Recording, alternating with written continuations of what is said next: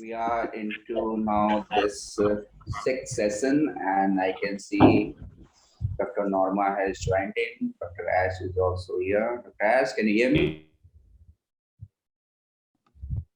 Yes, very well. Thank you. Good morning. You look so fresh, and thank you so much in the very beginning for everything that you have been with this program and doing for us. So glad to see you now. And I can see Dr. Norma is also here. Yeah, good morning, good evening for you. Very early morning. Well, it's kind of morning for you because it's like in the middle of the night right now. Yeah. And I just want to say, my heartiest congratulations. I'm so proud of the amazing effort, from my heart to yours. I'm so overwhelmed with the phenomenal initiative. And I know you do this year after year. It's really quite it's a feat. And I just want to say how much love and admiration we have for you. I'm so grateful. And Dr. Norma is also here. So welcome Yes. back again. And it's 3 o'clock in the night here. And I remember last year, the last event we had attended was also in the middle of night when the pop movement program was going on. So, but this has been such a packed day. So we started at 12 o'clock, about 15 hours before. And this time around, it was such a packed session. We were looking for guests and speakers, and we are lucky to have speakers from all across the world and from all walks of life. And Dr. Ash, just to give you a brief history of how it started. Actually, during Corona time, we were looking for a conference in India, a physical conference of our environment online member countries. And because the Corona situation was so long, so we had this idea because we're celebrating 20 years of environment online on 20th September. So Mika Van Hanen and I had an idea that we'll run a program. And because we had member countries from all across the world, so we had an idea we'll begin with a tree planting session right from the country where the sun rises first, and then we'll end up where the sun sets in after 24 hours. And this concept was born, and it made such a huge success. We were able to realize that during pandemic time, it's possible online to do things that we couldn't possibly think of doing it in a physical mode. And because there is such a great requirement for awareness especially among youth and kids, and we are surprised the kind of things that is required to be known at a young age that we do not know. And we run workshop for this beauty pageants also, with school kids also. We have been working with the school kids for almost 20-25 years. I and my host J.K. Singh, we are very good friends for over 20 years, and we could pull it together. And today also at around 7:30, we had Vice Admiral Deep Chauhan. He was talking about blue economy. He's an Indian naval expert, and he was talking about blue economy. And at the end of his presentation, all the time I'm looking for which guest is joining next, and I'm busy mentally somewhere else. But during his presentation, I was completely caught up with the kind of things that you're saying and revealing. So I told him that his presentation was more shocking than illuminating. So it was like that. I told also Dr. Norma is joining because she is also a sea expert. So we realized that we are able to bring to younger audience the kind of thing that they should know, the time consumerism we are caught up with, the kind of thing that we are doing. And we thought Corona was the bad virus. We are the worst ones. We first rob the host, then we eat it up. And in the process, we're eating ourselves. So couldn't be worse than that. So thank you so much. And for the benefit of general audience, Dr. Ash Pachori is currently he is the boss. We don't use the such stuff like the boss to protect our planet, and he has successfully run this WSDF also. And my humble respects and regards to Dr. Rajan Pachori, who I was lucky to be having interaction with quite some time back. First time we met was in Finland, and we got in touch with Dr. Ash last year. And since then, I'm so obliged and so humbled by it. Every time I send an email, I know how busy he is. He's always there to support me, help me, and put this program together. And evening also, we had Kevin joining us and giving us a good presentation. And then this entire session from 3 to 9 o'clock is lined up with all our experts and young advocates from all over the world. So I'll hand it over to you as for the opening comments, and then we move on with the next shows. Uh, Thank you so much. I just, I want to say a few things to you just as we start. First of all, my gratitude to you and my admiration once again for the phenomenal leadership.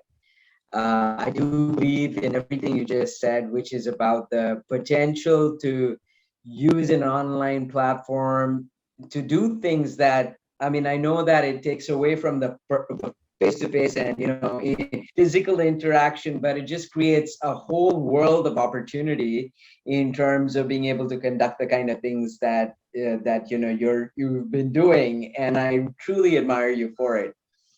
Secondly, I just want to say that, we're so grateful to be a part of this, and I want to thank you.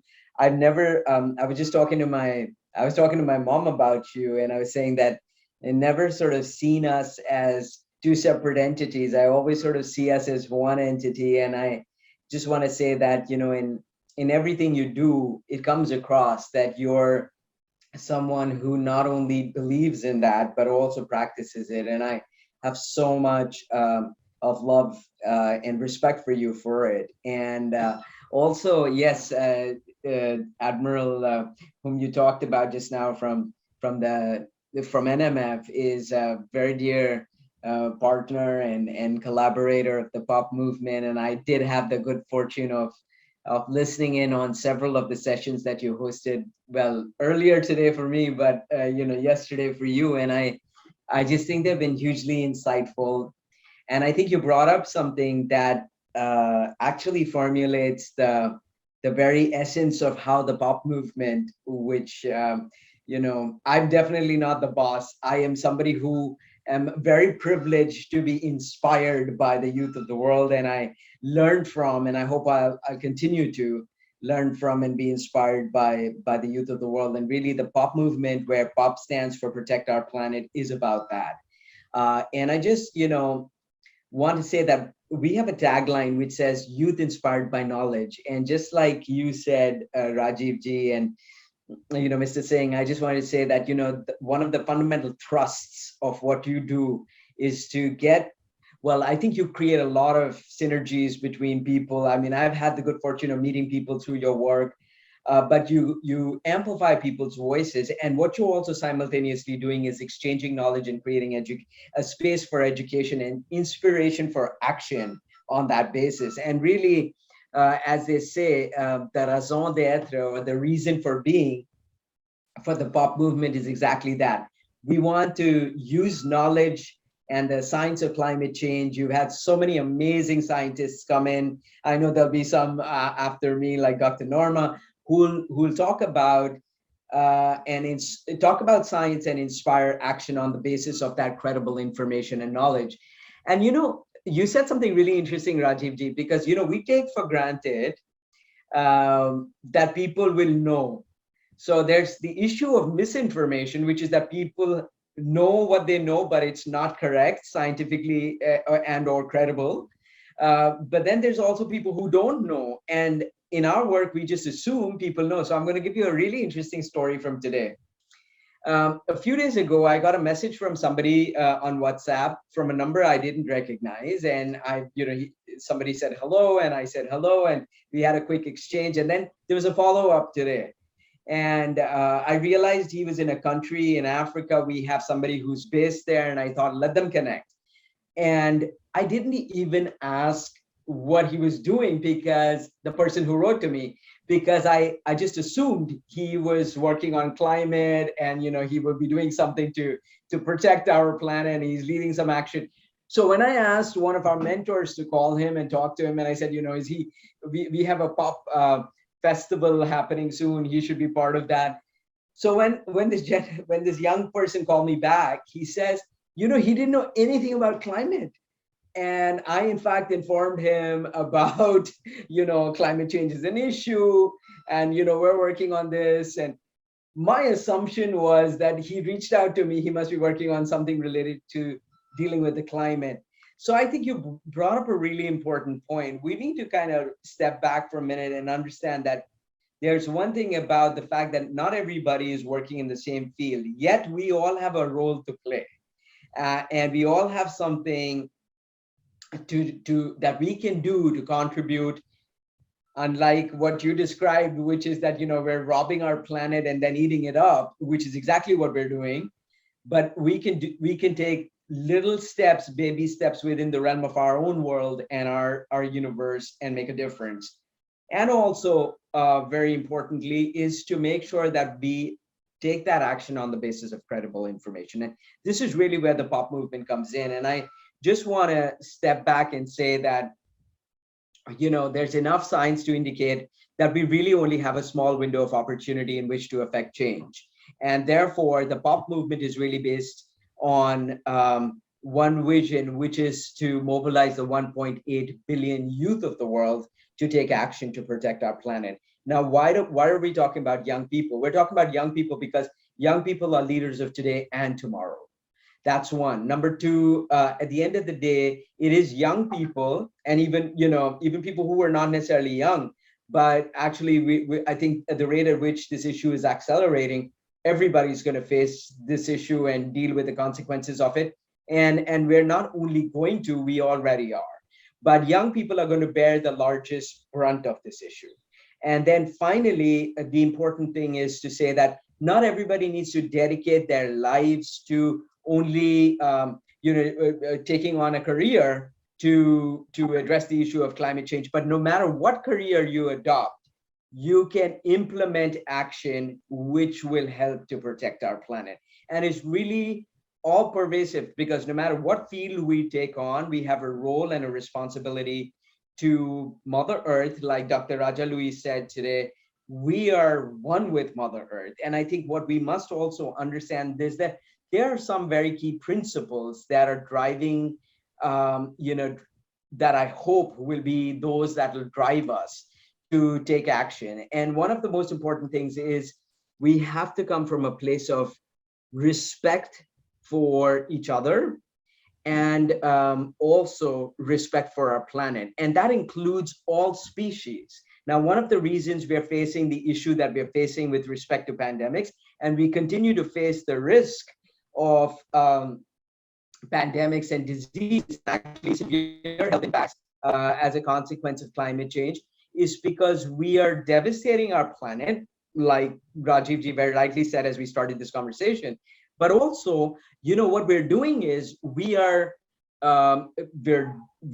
basically eradicating habitat that animals and other species have resided in for all of their lives, and ultimately we are in closer and closer and closer contact with all kinds of zoonotic infection, which is basically infections that are animal to human, because we have basically devastated natural habitats of these animals.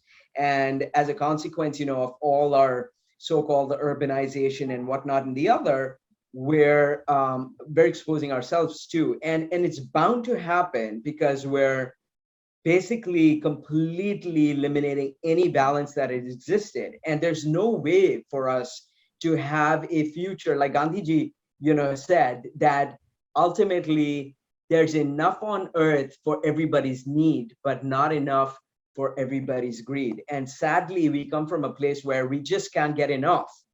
And so it's always about more and more. And it doesn't matter what species, whether it's flora or fauna, and we lose about 150 to 200 species of flora and fauna. There were some amazing videos I watched before this, where this was articulated very clearly. But at the end of the day, there's no way we're going to survive unless we reestablish a balance. And I think what I want to say is that we may take some time to get back to balance, but Mother Earth has some phenomenal healing qualities if we give it time and room to find that space to heal. And it's really interesting because during the pandemic, I still recall that, a lot of people in the year 2020, so the pandemic still sadly persists, but, when it was at its peak and it was sort of new in the sense that it was in the early days of lockdown, there was much jubilation that, oh, the birds have come out, nature sort of healing and rejuvenating and whatnot in the other. And it's because we're not flying around, because we don't have buses and trucks running around. And at the end of the day, we've reduced our carbon emissions and everybody was celebrating. But I just want to wake us up to understand that at the end of the day, we will need to maintain what our carbon emissions were in the month of May, June of 2020 for a decade at least to be able to achieve our 1.5 degree Celsius mark, which is temperatures above industrialization time. And so I just want to say that, we are, of course, back to business as usual. And, we still have looming threats of all kinds of things. And this is not the only pandemic. We have a plastic pandemic playing out. We have all kinds of other parallel fault lines and pandemics we have to deal with. So I just want to say that there are a few principles that, so, I'm not here to talk about, so here are all our problems. What I think the important thing to say is that we have solutions. We have a window of opportunity. There is hope. We collectively are the hope. And if we open our minds, our hearts, our spirits, and our souls, we let in the love, the nurturing, which I think are our natural instincts. The problem is we moved away from those natural instincts. If we can just stop to breathe for a minute, I think we'll be able to take the action that's necessary to protect our planet. And I want to say at the POP movement, we're seeing a lot of that. I mean, we don't need to go far. Look at where we are right now. And I think the name is absolutely apt. Act now, because we have a window of opportunity. There is hope. We have to come from a place where we're positive. And yes, we realize that if we don't act, that window is shrinking and it's closing rapidly. But that's our urgency. The fact of the matter is we can do it. And I'm only going to say a few things. One is, please listen to voices on the ground.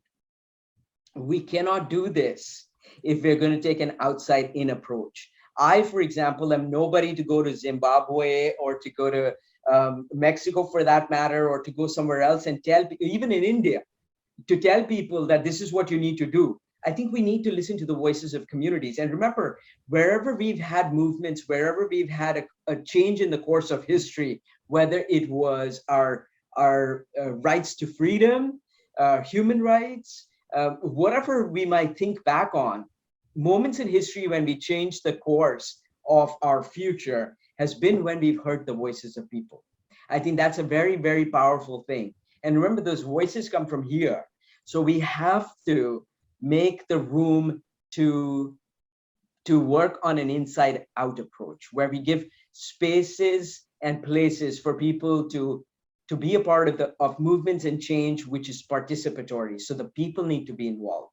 And, oftentimes we say we need to give people voice. There is no question of giving people voice. People already have voice. What we need to do is we need to amplify it. And I just want to say, act now, which is quite a feat of 48 hours, nonstop, 24 hours a day, in a loop constantly, is an amazing opportunity for voices from around the world to be amplified, which is exactly what we are here being inspired by. And I also just want to say that whatever we do, we have to do with love, dignity, respect, inclusiveness, trust. And that respect has to be for diversity. One of the most beautiful things we have is an amazing diversity on this planet. If we can only stop trying to get one on top of the other and say, I'm better than you, if we can move and rise above ourselves in this process to take collective action. And I also want to I want to leave some room for us to open up and talk a little bit. But I also want to just say that, again, to quote Gandhi, the best way to find yourself is to lose yourself in the service of others.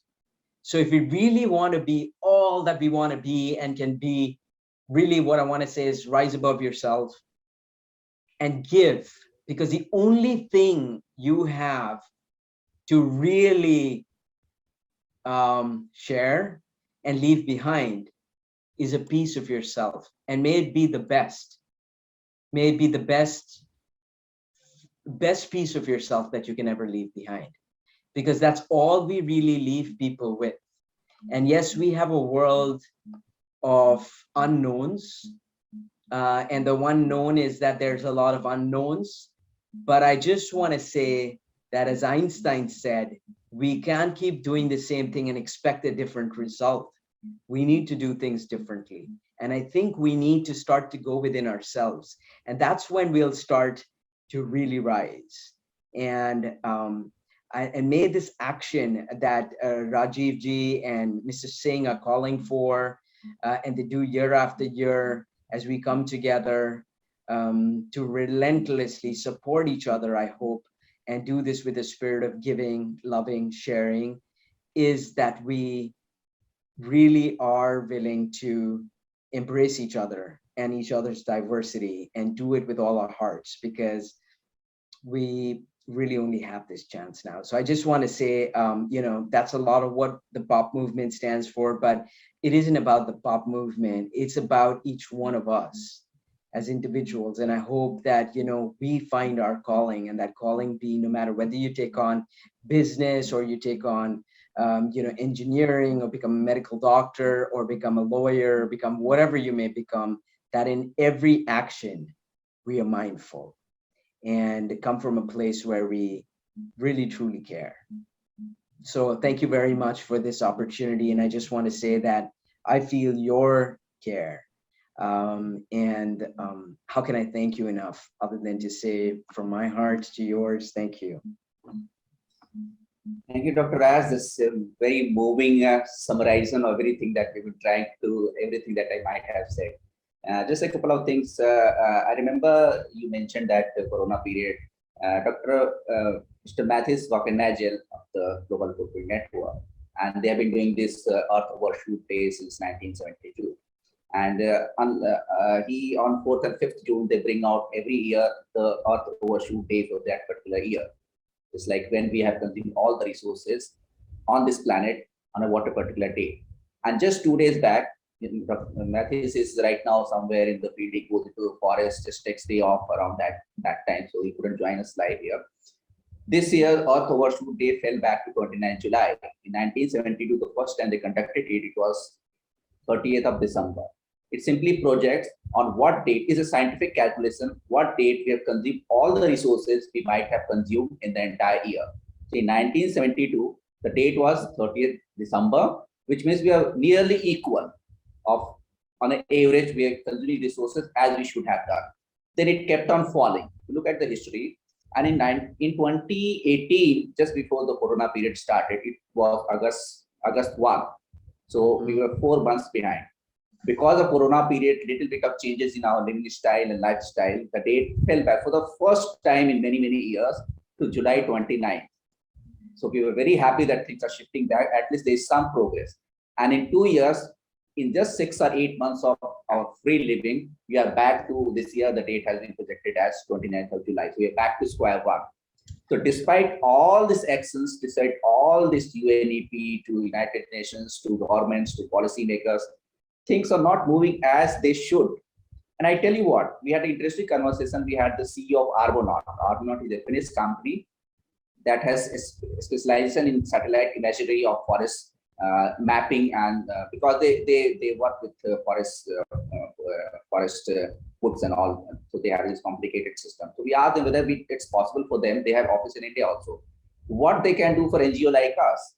Now the problem is that there is absolutely no lack of resources, no lack of willingness, or the lack of technology to move things, change things. But that is not happening. And there are two reasons. Most of the resources, most of the technology, most of things are lying with the governments and the policymakers. The government can, and it demonstrated in Corona, government demonstrated. Before Corona happened, nobody could imagine locking down the entire population. They did it. They did it, and they are now doing it for political purposes in different countries.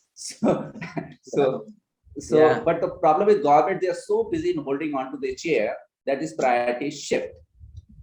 Then there are policymakers. Now, policymakers problem, they can make policies, but they're not implementers. We had a young, our Envirate Online is accredited organization, UNEP, and we had a young girl from Finland. She was our delegate to UNEP, NBCY, UNEA in Nairobi this year. And she said she was very disappointed with UNEP because in 50 years, they're celebrating with no cause for celebration. because they have not achieved what they should. But my point is that I respect UNEP. We need to understand that it's not an executory body. It's an organization of many countries coming together. They can make policies. They have given us direction. There's no doubt about it. They have given us concrete things, what can be done, but they can't do it. Somebody has to do it along with them. And last year also, when we had Tim Christopherson from ecosystem decade on restoration, he was the head of, now he's moved on to Salesforce. So he's now into a commercial thing, also working for the climate. So that's better. Right. So they said they were depending on the youth and they're depending on civilian population. Now I asked Argonaut chief, the problem is that everybody is doing something, but unless something becomes a commercial proposition, it does not happen. Now it will never change. Things will never change on the ground level unless the civil society, the local communities, the local people like us, who are not technical people, who don't want to make it a career. We just want to make our living better. Unless we get involved directly into the field, unless we are pulled, just like in Ukraine, I don't want to name countries involved together. Unless people come on the street and start protesting or getting part of the movement, just like the pop movement is doing, things are not going to change. Now, what these corporations, the governments are doing to enable them? Because just like when a student goes to school, he's offered whether he wants to study science or maths or economics or commerce, it should be a part of your life because that is what is affecting. And to enable that, we need to energize these young school kids right from ages 4, 5, 6. I must tell you, because we are educators, JK and me, and we are all teachers, school teachers, basically. We've grown to be principals and head of schools. So unless they realize they don't know anything, I don't want to name a company. I had a very recent shocking experience. I can't name the company here because it's an international event. So we started with making a demo T-shirt for this event. You understand? So everybody has this. JK is wearing one. JK is wearing one. Then I got into the business of supporting a small person who's lost his job, and we're trying to say, I'll open an online shop for you, and then we can make a bit of money. You don't have to depend on an employer or something like that. Then I realized a thing that costs 50 rupees has to be sold at 500 bucks. And the person makes only 40 rupees out of that. The company in between makes 400 bucks, 200 bucks. And these companies are not contributing anything at all. They are neither in manufacturing, they are not responsible for the product, they are not responsible for the sale of product, not responsible for the damage it causes, nothing. They are just middleman. In India, we call them in Hindi dalal. Now, that is not such a bad word. If you render some services and you get money out of it, that's fine. And these people have grown up to be power holders. They are dictating policies around the world. They are holding governments to ransom. And the users, they have no realization what they are, how they're contributing in their evil deeds. So unless this younger generation becomes more conscious, they know the impact of what they are doing it, things can't change. So I advise them also, just tonight also I was forced to join one of the sessions, although I was on leave, session leave. So I told them, next time you buy something, better think twice. You visit the next door store rather than going online and having the leisure of getting it delivered to your door, because you don't know the kind of problems you are creating for your own self. So these are the small things that's going to be through the pop movement, through our network and bringing the organizations together. We need to energize youth and literally bring them on the street because it's their living. We have done that. No matter what we do, you're not going to see the safe planet, a lovely planet in our lifetime. It's impossible. But somewhere our kids, the kids, they can have a better planet, and this earth overshoot they could get back to December 31st or 30th, then we are only happy. And for that also, there's one more thing that why we did that, because all the logos you see on my right side, left side of it, these are all my organizations.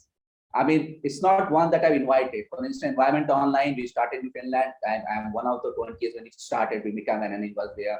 Pop Movement, now we have Family, WSDF, Envirate, then Glamanand Foundation. Each of these organizations are personally associated in some or other manner. Now, why we brought it together, I also realized that everybody is trying to do something, especially NGOs. They are working independently, bereft of each other. And you see, you go to any community, they have a nexus. You go to lawyers, no matter which lawyer, which country from, they form a nexus immediately. For the environmentalists and climate activists, it's nothing like that. They are shooting their own arrows. So once we join our efforts together, it becomes much more powerful. For instance, also this year, this is the third edition of this event we started in 2020. This year, it has been such a powerful event because I'm not doing it. It's the POPs event. It is a WSDF event. It's Envirate event. So we are feeling all as one. And we've been able to make such an impact. And you'll be lucky to know this time we have registrations from 75 countries. Wow. 75 countries we have got. We have got speakers from 22 countries. And yesterday night, when I took a session leave, we had 2,000 registrations in 124 hours. And you know who are the registrants? Kids from 5 years of age, 8 years, 10 years, from all across the world.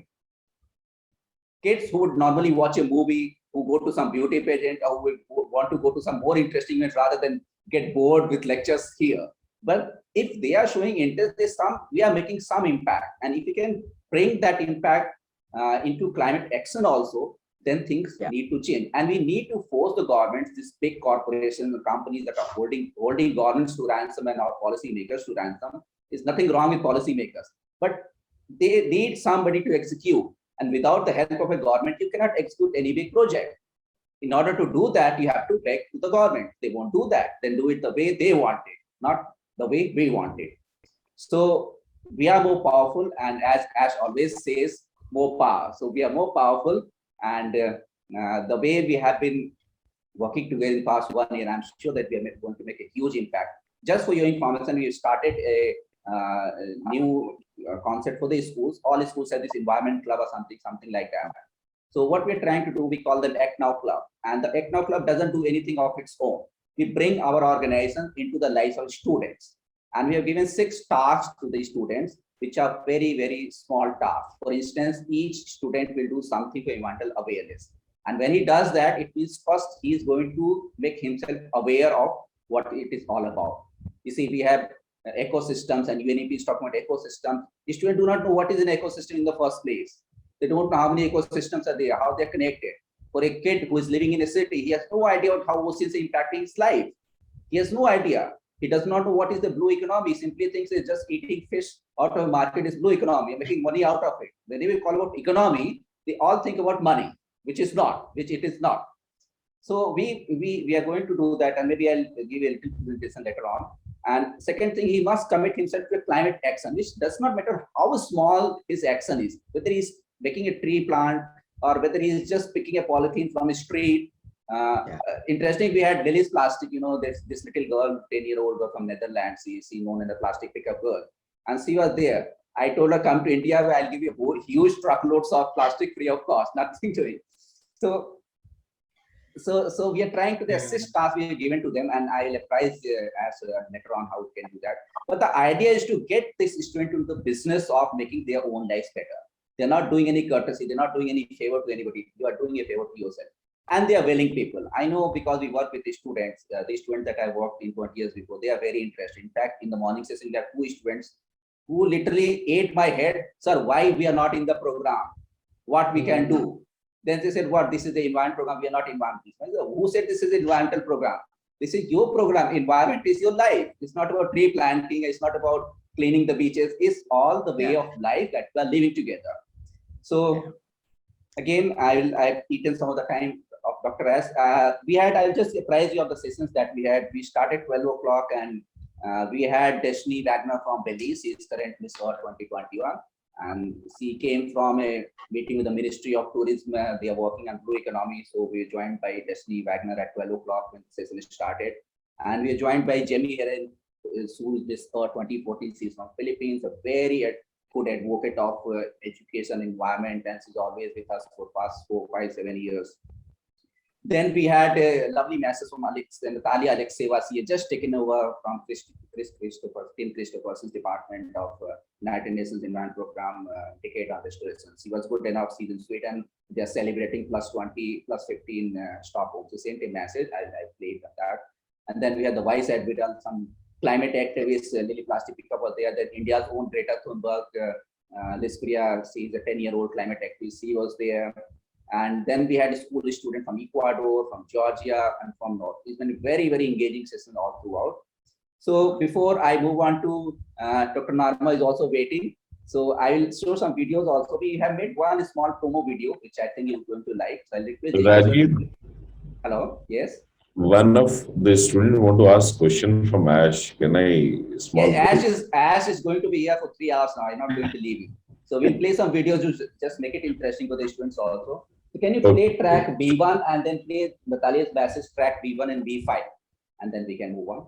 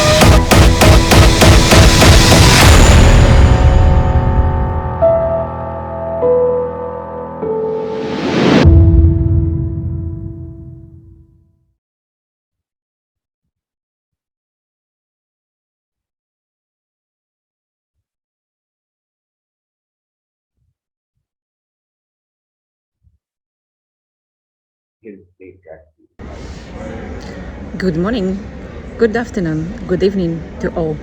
My name is Natalia Alexeyeva and I'm the new coordinator of the UN Decade on Ecosystem Restoration. Happy to join you at this event and contribute with some messages from the Decade's family. I'm speaking to you today actually from Stockholm Plus 50. That's the biggest world celebration of the 50 years birthday of the Global Sustainable Development Movement. You know, our journey started here in Sweden in 1972. And if we look at the results from the positive side, of course, there are really big achievements to celebrate. For example, we eradicated the production of the related fuel. As a result, we avoided more than 1 million premature deaths. We protected over 38,000 species, and we managed to come together at the world to win the hole in the ozone layer. But if you follow the science and news today, you know that we have not yet done our job. And humanity continues to wage the war on nature. The latest Global Land Outlook report stated that up to 40% of the planet's land is degraded, directly affecting the half of humanity and threatening around half of global gross domestic product. We have passed already a critical junction in the fight against climate change. And now we need to do both, cut emissions and also bring back ecosystems, such as forests, peatlands, etc., to store additional carbon and to adapt them to the effects of climate change. The science and biodiversity is quite clear. 1 million species are at the risk of extinction. And sadly, we have crossed a line here too. Conservation efforts, while continuing to be vital, are not long enough, and we need to actively work on bringing back degraded or destroyed ecosystems. We need to protect what we have and to heal what we have damaged. It's a huge task, you know, and in fact it's almost like mission impossible, but it's possible, and that's possible only for the bigger family, and even though not the UN is not able to do it by itself. So it takes a movement, it takes all of you, and because you're the part of the generation restoration. We're the last generation that can make peace with nature and walk our talk. So that's why you may ask yourself, what can you do to support the movement and be a part of this? And here's some good news. There are countless ways to contribute to the global restoration movement, and it starts where you are. Do you know your ecosystems where you live in? City, agricultural area, rivers, coastlines, mangroves. Ask yourself, your neighbors, friends, relatives, how these ecosystems changed over the last decades. Are there things you can do to revive? How you can contribute? And then you get active, and then you could always join the groups and others around you to contribute. But of course, not everyone may have the access to the knowledge and resources to start restoration themselves, and that's also fine. In fact, we have an even bigger impact on the world's ecosystems through our food system and financial systems. So it does not stop at your doorstep either. You can support restoration efforts across the world in the ecosystems you take care about.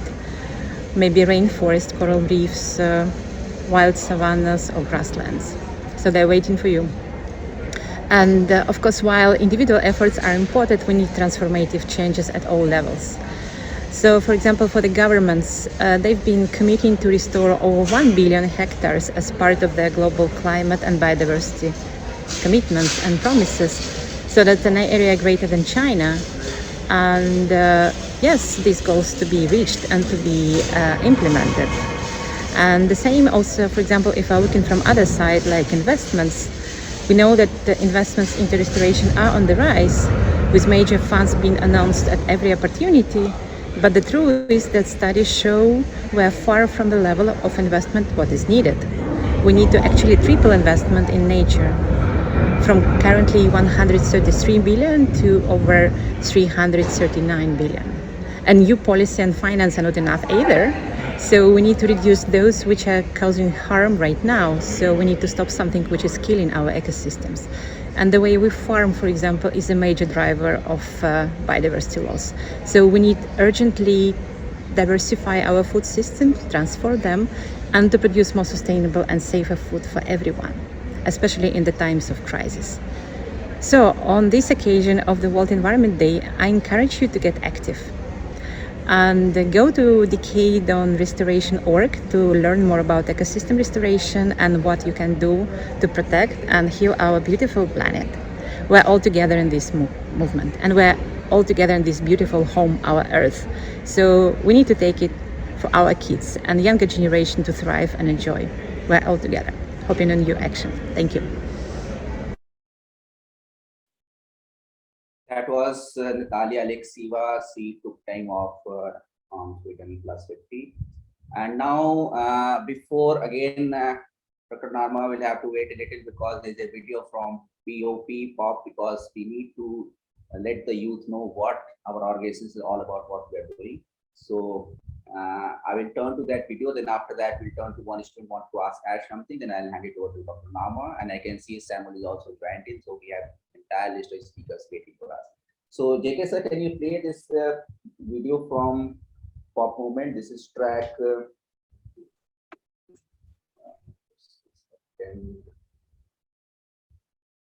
V29? V29, yes. Yeah.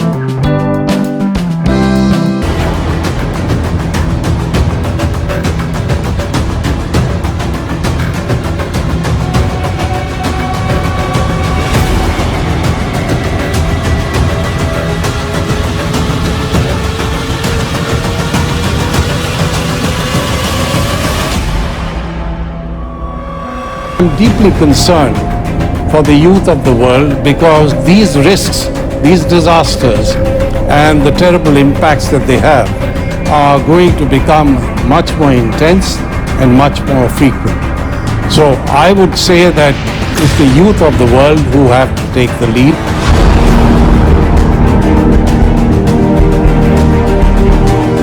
I've launched something called the POP movement, which stands for Protect Our Planet. And what I see as a great source of inspiration is young people taking the lead.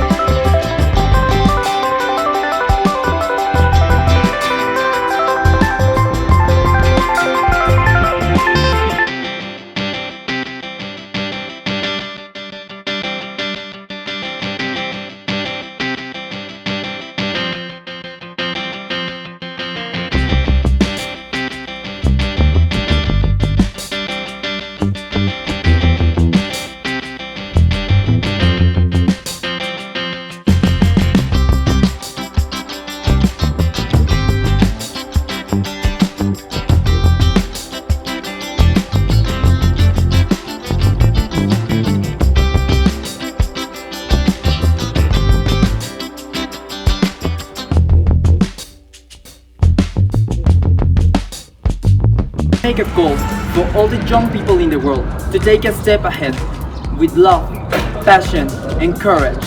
People, be Youthquake. Protect our planet!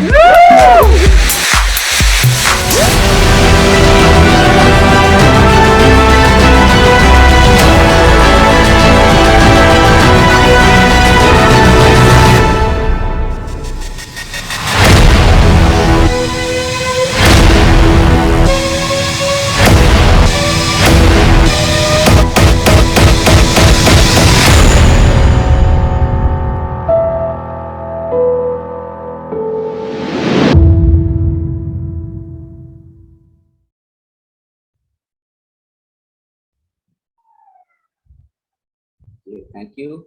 We have two more videos, but we'll show a little later on. One is from Leonardo DiCaprio, who realized later on that he's on a real Titanic and is sinking fast. So, and one from WSDF, but we'll show it later on. Samuel has been worried about his presentation, I know, but he was during the day also. I saw him. I couldn't bring it in. So I will hand it over to one of the students who wanted to ask a question. JK sir, then. Yeah. Bhumi is there from the grade 9. She is there and she is very excited to have a word with Ash. You can understand, early in the morning, really, midnight and early morning, and they are there to listen to the people all around the world. Over to you. I Bhumi. just warn Bhumi before she speaks. Be careful what you ask. The moment you are referred to Dr. S, he will catch you and put you in the army of POP. He's really good at that. Okay, go on, Bhumi. Good morning, sir. Good morning. First, I want to ask that, according to you, first, what are the most effective methods of nature protection and biodiversity currently? Can you repeat the question? I think sorry. some net issue was there. Okay, sir. So, I want to ask that, according to you, what are the most effective methods of nature protection and biodiversity currently? Sure. So first of all, I want to say, Bhumi, thank you so much for being up in the middle of the night and for joining us. But I think it's it's indication of your inspiration to protect our planet and to make a difference. And your question is indicative of that as well. So really, there's a range of things we can do to to preserve our biodiversity. I think one of the things that came up in the course of our conversation as we started out the session was that education is a critical aspect of it. And I think that one of the key things that we want to keep in mind is that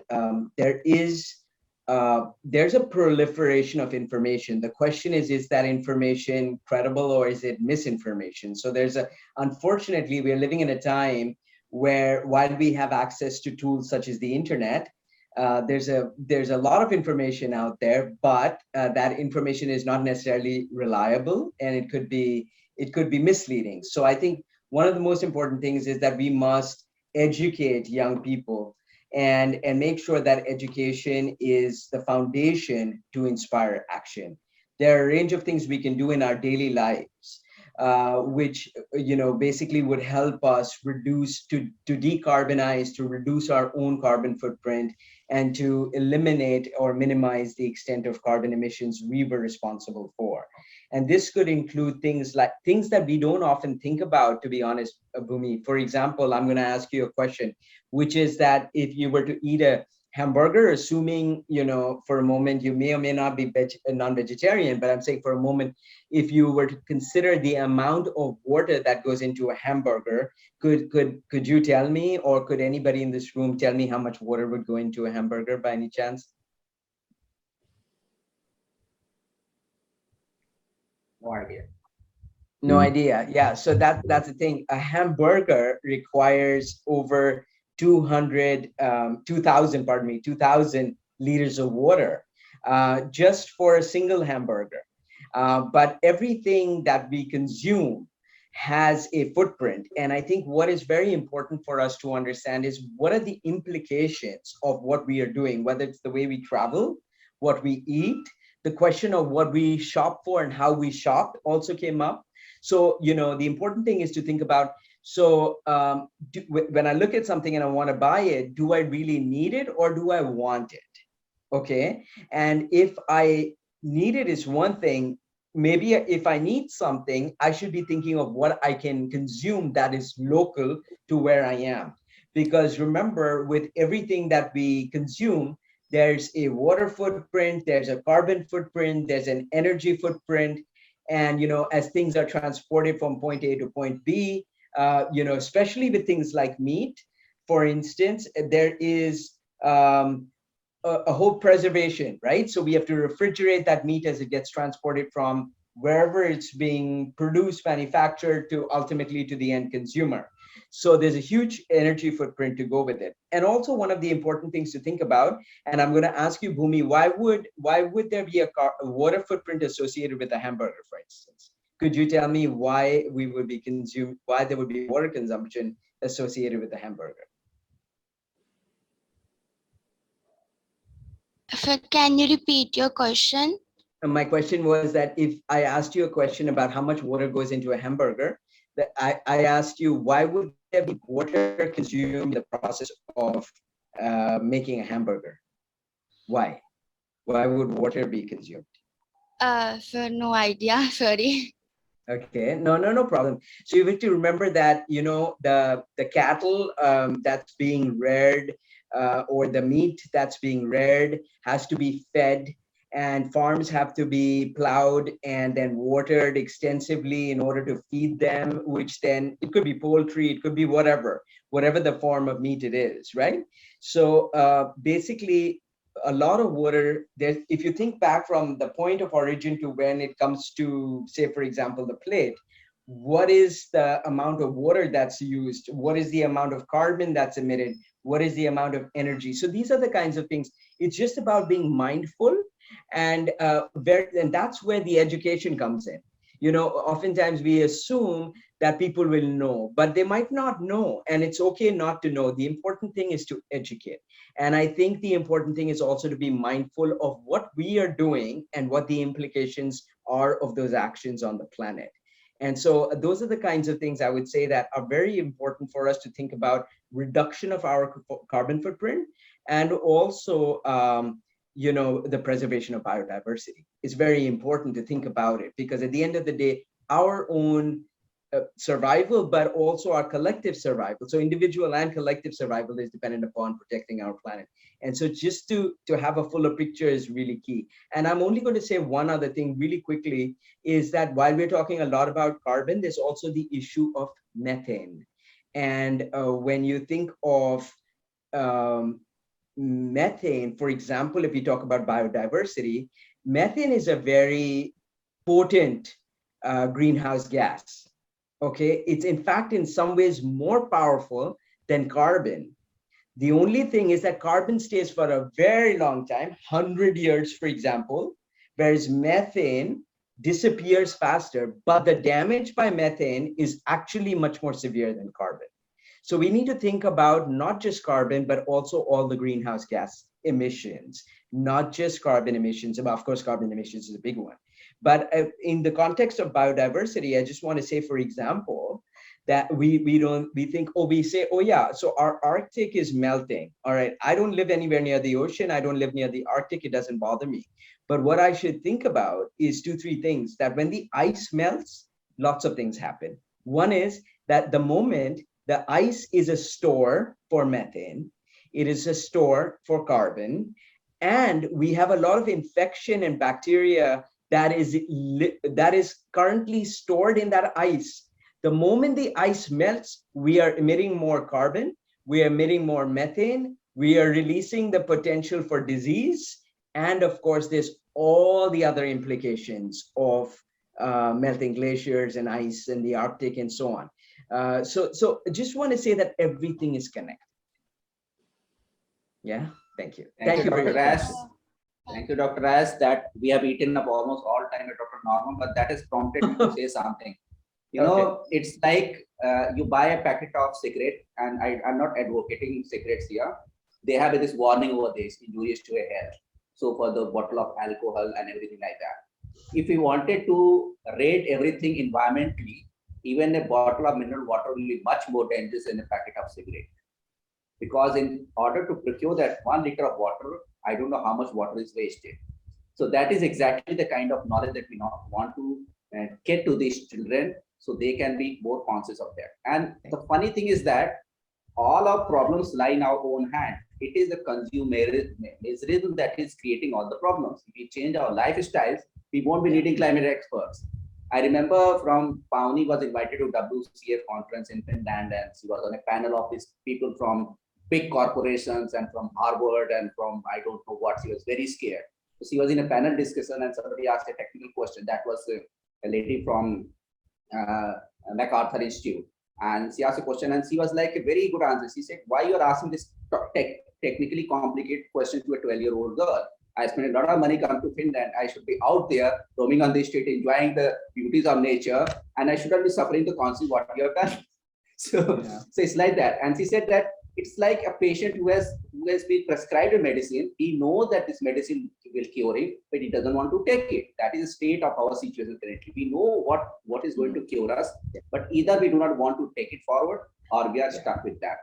With those words, I would hand it over to Norma. We have eaten up the entire time, and Samuel is very worried about his presentation. So, Dr. Norma, please take over. And for the benefit of the audience, Dr. Norma is she has been the climate advisor to the Mexican president, and she is a marine biologist.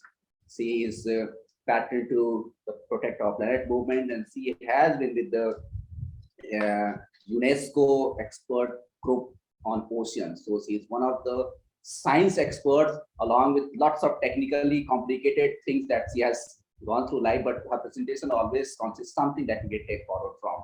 Dr. Norma. Thank you so very much, Rajiv. She's smiling and laughing a lot.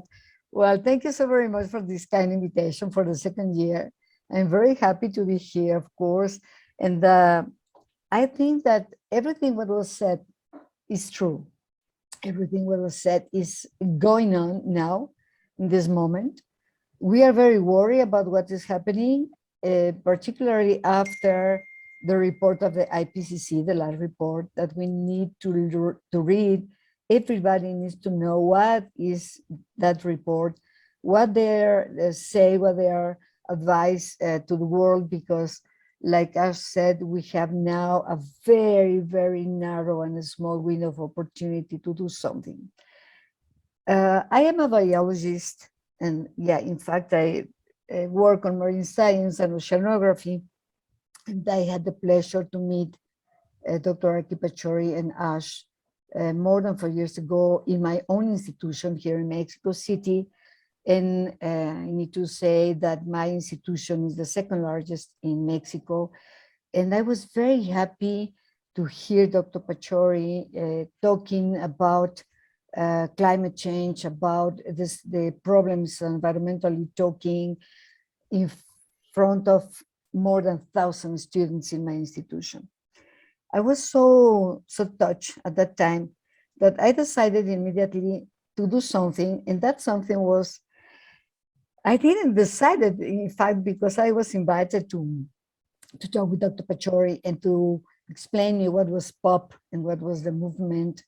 And I took the decision to take a role working for that, and he offered me to be a mentor in POP movement. And I said immediately, yes. And I need to tell you that I work every day between my institution and POP, I don't know, maybe 12, 14 hours a day, but I do it and I'm very happy. And I feel it's a pleasure to do what you love, to do what you really think that is positive. And this thinking in a positive way is very important, not only for us as adults, as scientists, but also for youth. But you cannot teach youth. You don't feel the same. I mean, you need to teach with the example.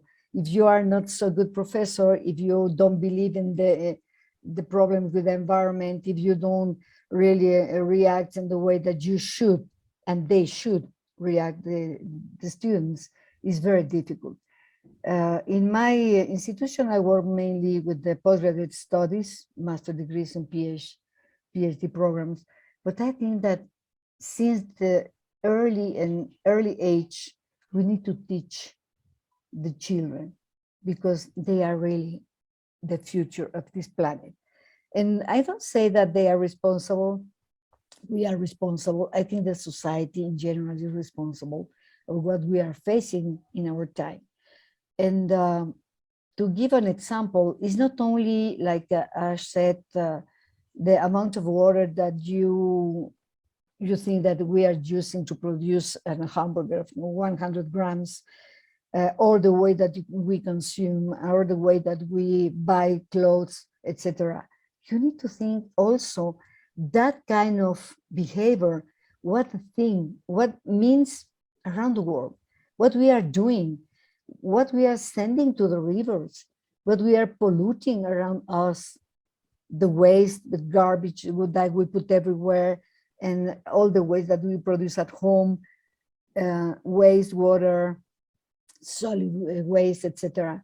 And we need to think where it's going and what it's doing where it arrives. The final arrival of everything what happened in earth, in land, is going directly to the sea, to the coastal area, and from there is going to the marine waters, and then to the ocean, the open ocean, where now is suffering a lot, now is very unhealthy, lot of pollution, lot of plastic. The plastic is killing a lot of species in the ocean. It's a pity to get in our research centers turtles with the nose that is plenty of plastic, or the nets of the fishermen inside their body to take it out meters and meters from the animals. That is what we see every day in our work. I'm living in Mexico City, but I work on the coastal zone. And for that coastal zone, I will show you very quickly a problem that we are facing now in the Caribbean region, the Caribbean Sea and the Mexican Caribbean, because of a macroalgae that is coming out from the Sargassum Sea, where this algae is fixed to the sediment, to the bottom of the sea, the Sargassum Sea. And because of the climate change, because of the meteorological situation, because of all these kind of nutrients that we are sending to the waters in many forms, are affecting this Sargassum Sea. And this macroalgae is releasing every day and every time to the sea, and the sea to the ocean is going to the south, the Atlantic South, provoking the situation that you're gonna see. I will ask to my colleague Nahid if she can help me, please, with the presentation that we make is shorter today for you, just to show you that is a real problem that we are facing now, not only Mexico, not only the Caribbean, also the United States, also the west coast of Africa, also the Mediterranean Sea, and that is a global problem. Can we share, Regis? I just need permission to share my screen. Thank you. Yeah, so. Okay. This is a real problem. This is a real research, and this is a real problem that we are facing more than now, more than 10 years ago.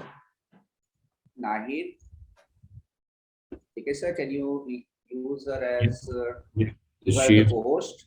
Yeah, she's a co-host now. Okay, thank you. Thank you. Good morning. We're going to be very quickly.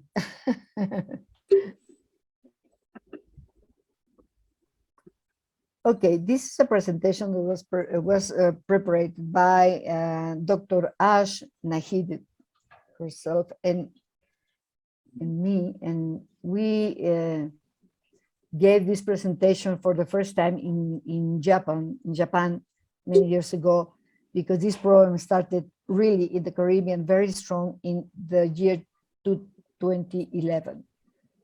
Okay, we are going there. You can see what you see on the first slide is the sargassum.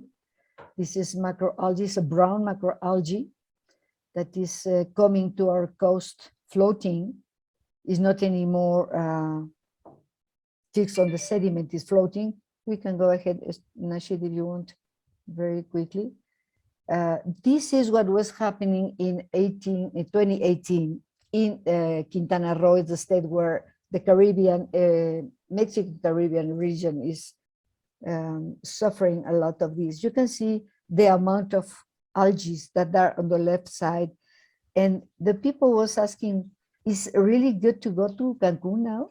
Cancun is the most famous place in the Quintana Roo state. And the beaches were full with this macroalgae. We go, please. I'm going to show you some of the pictures that we got at that time. Normally, when you see Cancun and the way that this for the tourist, they buy the packets, the tourist packet to go there, looks like you see this blue, beautiful blue, and very clean beach, only a piece of the beach. And then, if you arrive to Cancun and you see this amount of brown area, that is a sargassum. You cannot go into the sea. You cannot go really to swim, really to enjoy, because you're going to have smell, you're going to have problems with the health, and you're going to have this particular macroalgae that is not going anywhere, that's stuck in that place. Go ahead, please, Nahed. Okay, those are the two species that they are coming from the Sargassum Sea. Now, one on the left is Sargassum natans, and the other one is Sargassum fluitans. You can see very little, very bubbles. Those are the structures that allow the sargassum to float on the sea, and it's a species that is coming from far away alive. It's a live species when they arrive to the coast. Go ahead, please. It's not a species that we have commonly in our waters. It's coming from there. That means that this is like we call exotic species. Those are some pictures. Those you see the views of the sargassum is very different. You can have sometimes it's like a very compact patch of sargassum. Sometimes it's arriving like this if they were small strips. But anyway, they go to the beaches and they go out from of course, with the tides, they go out and they're stuck in that place, provoking a lot of problems. Okay, we go. Those are aerial pictures that we took together. This is some of the impacts of the sargassum on the beaches. You can see on the left is a kid that she wanted to go into the sea. She went into the sea and she got this irritation of the skin that was very hard for her. Then we have, of course, emissions, gas emissions, that is hydrogen sulfide and methane. The gases very important because they are given now in our days problems with the public health, problems with the humans, that they are working like you see the men to the right side with the tractor. You're going to see some pictures where people is working touching the macroalgae directly without any possibility to have some gloves or to have some equipment, nothing.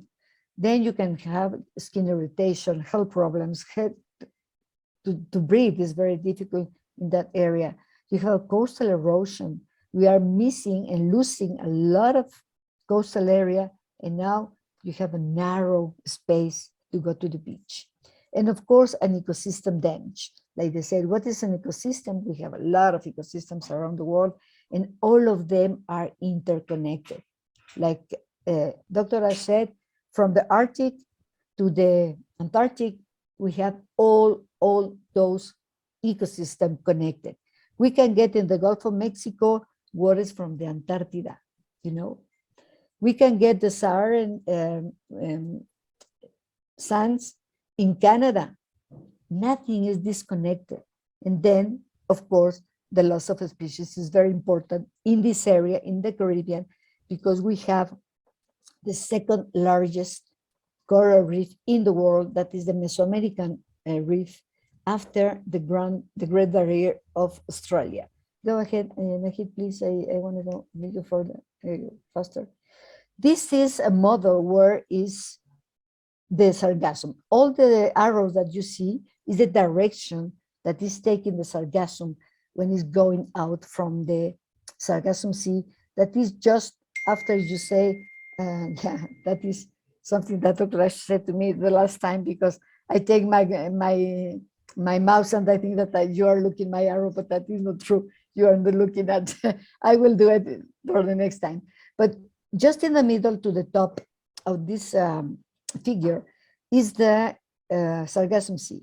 It's coming, you can see the peninsula of Spain is going very little going into the Mediterranean Sea.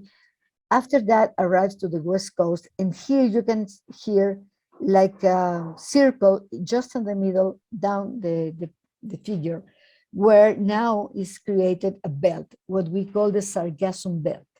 This Sargassum Belt is because the sargassum that is arriving to the west coast of Africa is going to the South America, crossing the Brazil and Venezuela and going directly to the left to the Caribbean Sea.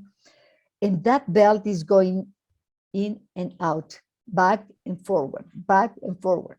And for that reason, now they are talking about a second Sargassum Sea, because now it's there.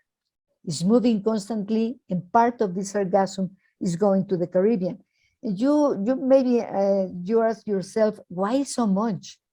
Why is possible to create a second Sargassum Sea? When I was telling you, when you use the rivers to put everything, waste and equipment, we can find out, Dr. Ash can tell you, in Cancun, in a very pristine area, we found out a screen of a computer coming out of the sea on the beach. That was incredible. You can find bottles from Asia, from Europe, everything on the side, the Mexican Caribbean. That's why all the rivers that are coming out to the sea is, one of them is the Amazon River in Brazil. The other one is the Orinoco River from Venezuela, and in the west coast is the Congo. The main rivers in the world has a lot of waste, a lot of garbage going out and producing a high level of nutrients that, of course, sargassum, they say, okay, it's very rich here, I will grow. And you can get, in 10 days, 1 cubic meter of sargassum that becomes 6 cubic meters. And then it's going to the Caribbean region. That is why we have tons and tons arriving to our coast. Go ahead, please, Nahid. Then that is the model. It's very simple. You can get the presentation, of course. What we have with the H is the Sargassum Sea, and that is from where it's coming. The green arrows is the sargassum floating to the Atlantic, the South Atlantic. And on the left, you have the sargassum going into the Gulf of Mexico, and of course, the spread in all the region of the Caribbean Sea. Go ahead, please. That is what we call a loop system. That is very simple to recognize. The first circle on the top, where it's written Mississippi, that is the sea, the Sargassum Sea. The second like ellipse that you have in the middle between Africa and South America, that is the Sargassum Belt that we call now the second Sargassum Sea. And then, of course, the under the second circle, you have a very line, a small red line, that is the river, the Amazon River, that is going into the coast full with nutrients, where the sargassum is growing very fast. Go ahead, please. This is a conceptual model how all these oscillations of the ocean and all the currents that we have in that region play a very important role transporting all this sargassum to Africa, to South America, and finally to the Caribbean to go back to the Sargassum Sea. Please go ahead. This is a model that was created by one of my colleagues. And what we are doing to try to avoid this problem in our coast is, or we put some fence, they are not working, we go ahead, or we take out the sargassum directly in the marine waters. The next one, Nahid, please. This is the fences that they are not working. This is all what we have around the world to take out the sargassum in the marine water. That is more effective because they don't arrive, and the decomposition of the algae, the macroalgae, is not done in the coastal area, provoking the emission of these gases that goes to the atmosphere. And now we are projecting to start a project, of course, with the air quality around this area. Go ahead, please, Nahid. It's almost done.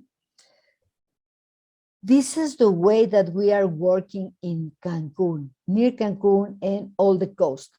Take a look.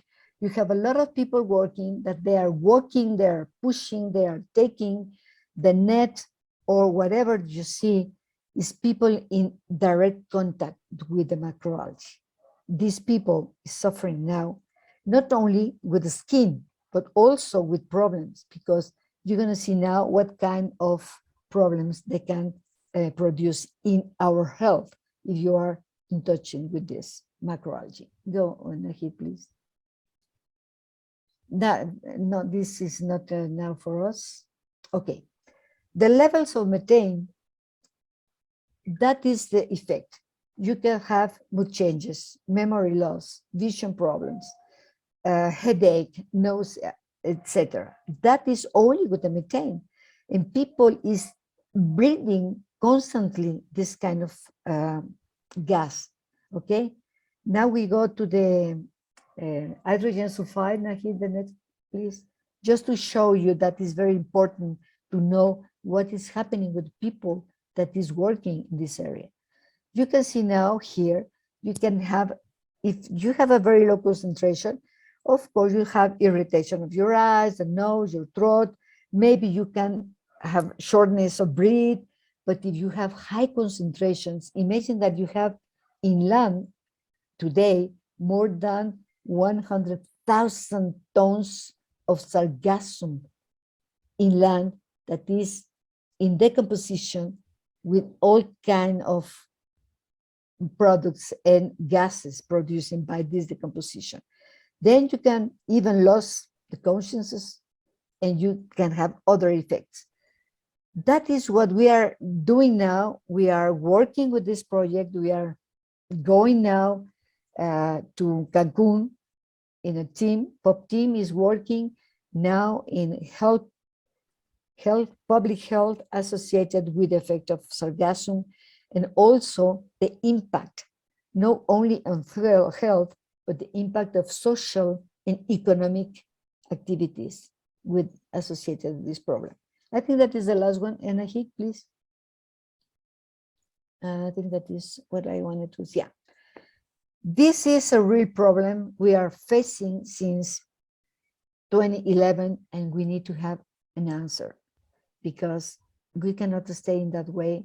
We need to take action to take out the sargassum and to do something with that we can produce is energy, electricity, biogas, only with the sargassum, and we are working on it.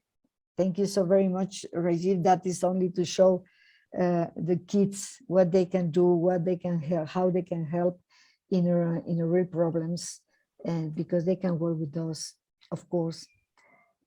This team that we are going to Cancun is people from Nigeria, from Uganda, from India, from Mexico, from the US, and it's a really multidisciplinary project.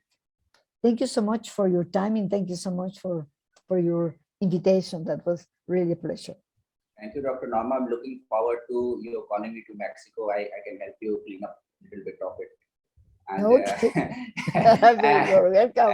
At 9 o'clock today Indian time, we will be having an expert from Philippines. He works with the mangrove project. He's a Yale University alumni.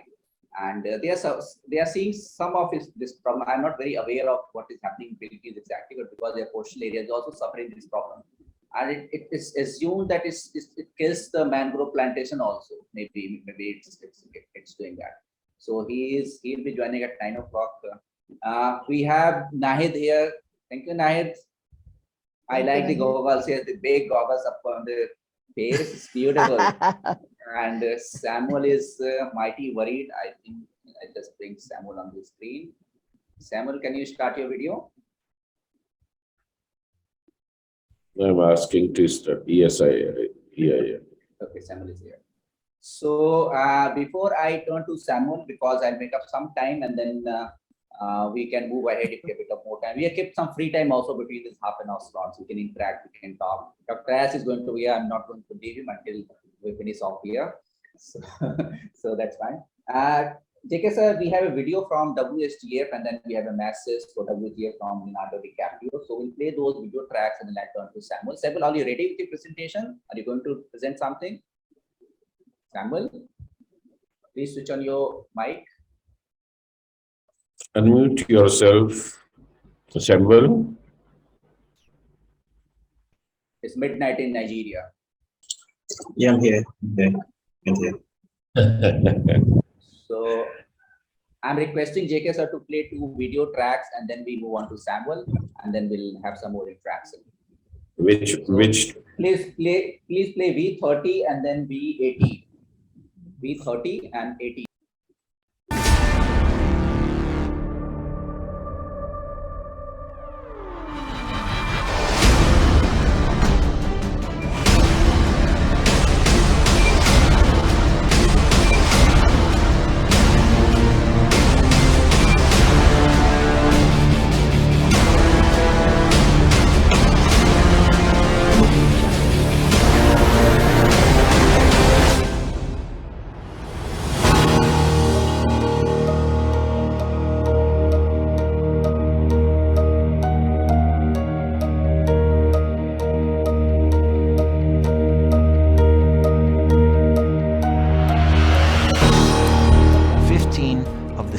Hottest years ever recorded on Earth have occurred since the year 2000. These facts and the predictions for the future they reveal mean the world of the future may not look much like the one we enjoy today.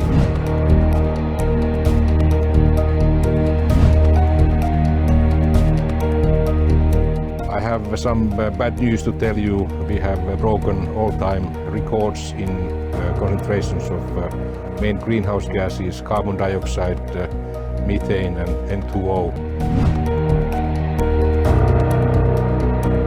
What is particularly important is not only a debating platform, we also need to ensure that there's action.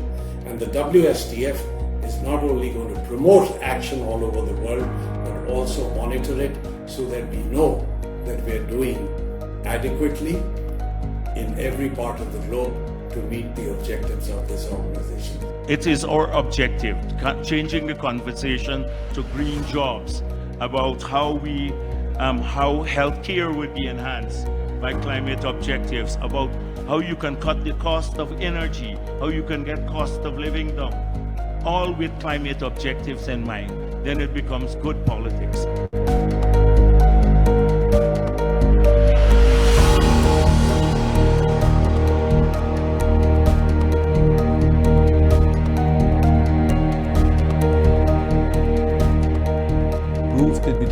Wait for our national governments or international institutions. Now, what you need is timely treatment, because otherwise tomorrow can be too late.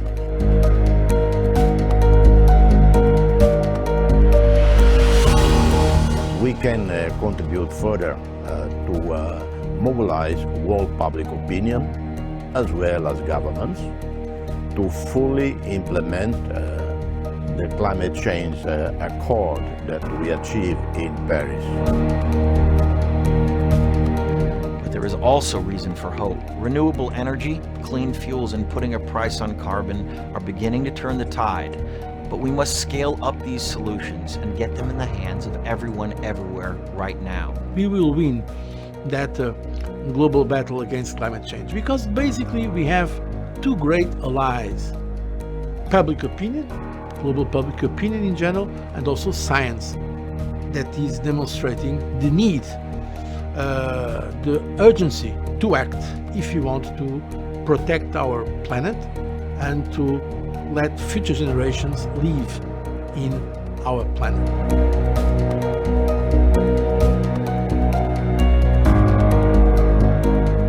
I'm personally committed to making a green energy future my next crusade.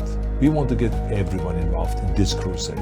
Regional governments, businesses, finance partners, NGOs, clean technology companies, academics, everybody.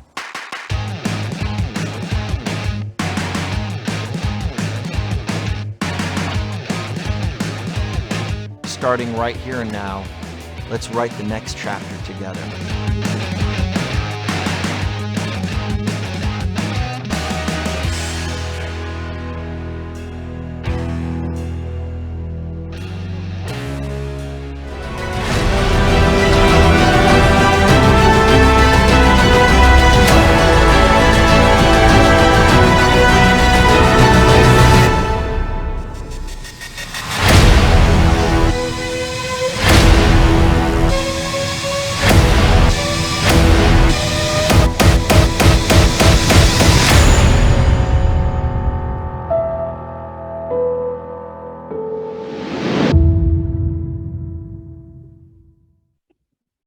Rajiv, next track. V18.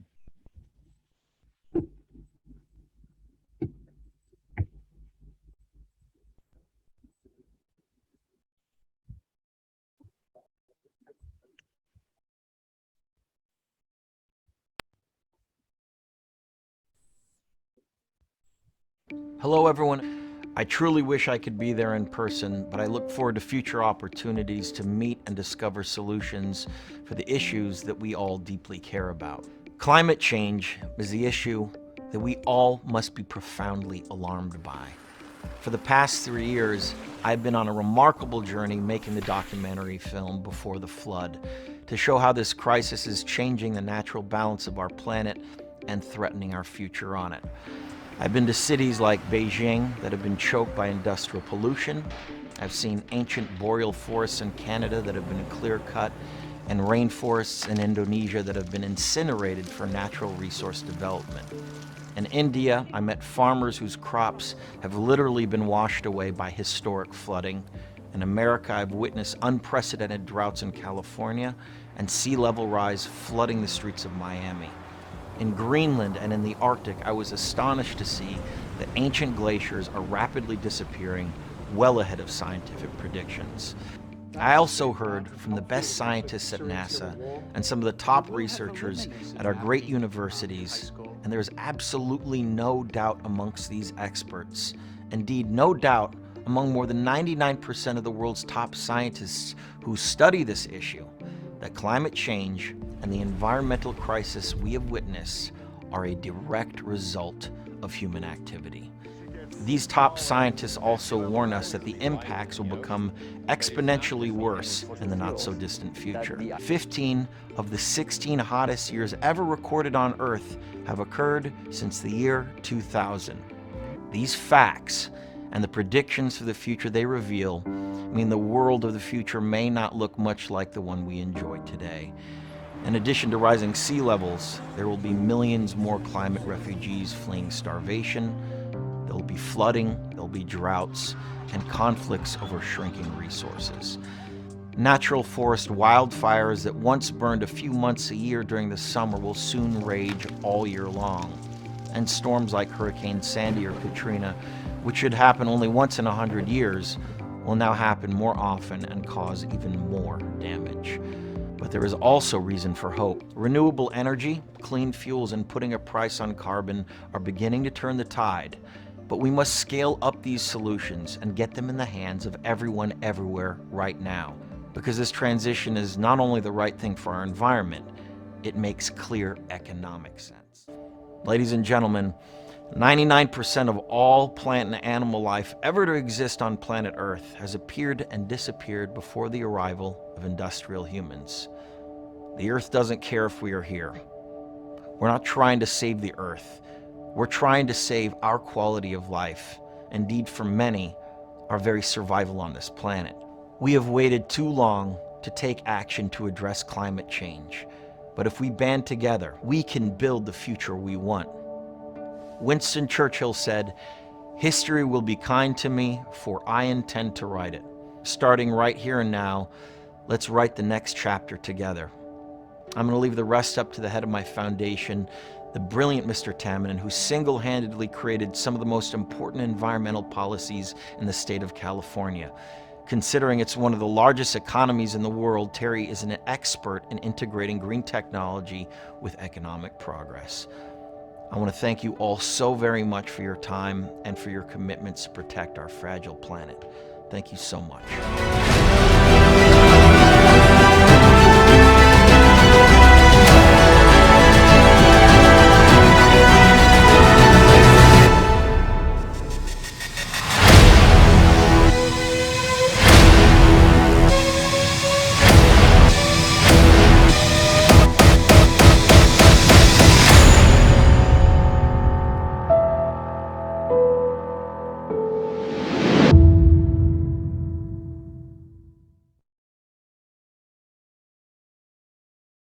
Thank you, JK sir. And as usual, we are eating up time of Samuel also. We're eating all his slot. Samuel, are you ready? Can you hear me?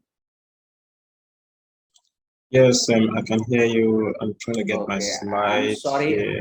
I'm sorry to keep you waiting, but got into some interesting discussions. So I hope you can make a presentation. You can start right now. And then we Yes. Tricia and Kumar are also ready with their slot. Can you hear me? Just hang on a second. Yes, you're co-host now. You can send. Okay, so I'll be sharing my slide, but I was trying to see how I can be able to take it out of PDF because it's on PDF. So I'm just going to share the PDF version. Then later on, I'm going to share the PPT version to your mail. Hope that's fine. Can I share my screen? Yes, you can. Yes, you can, Samuel.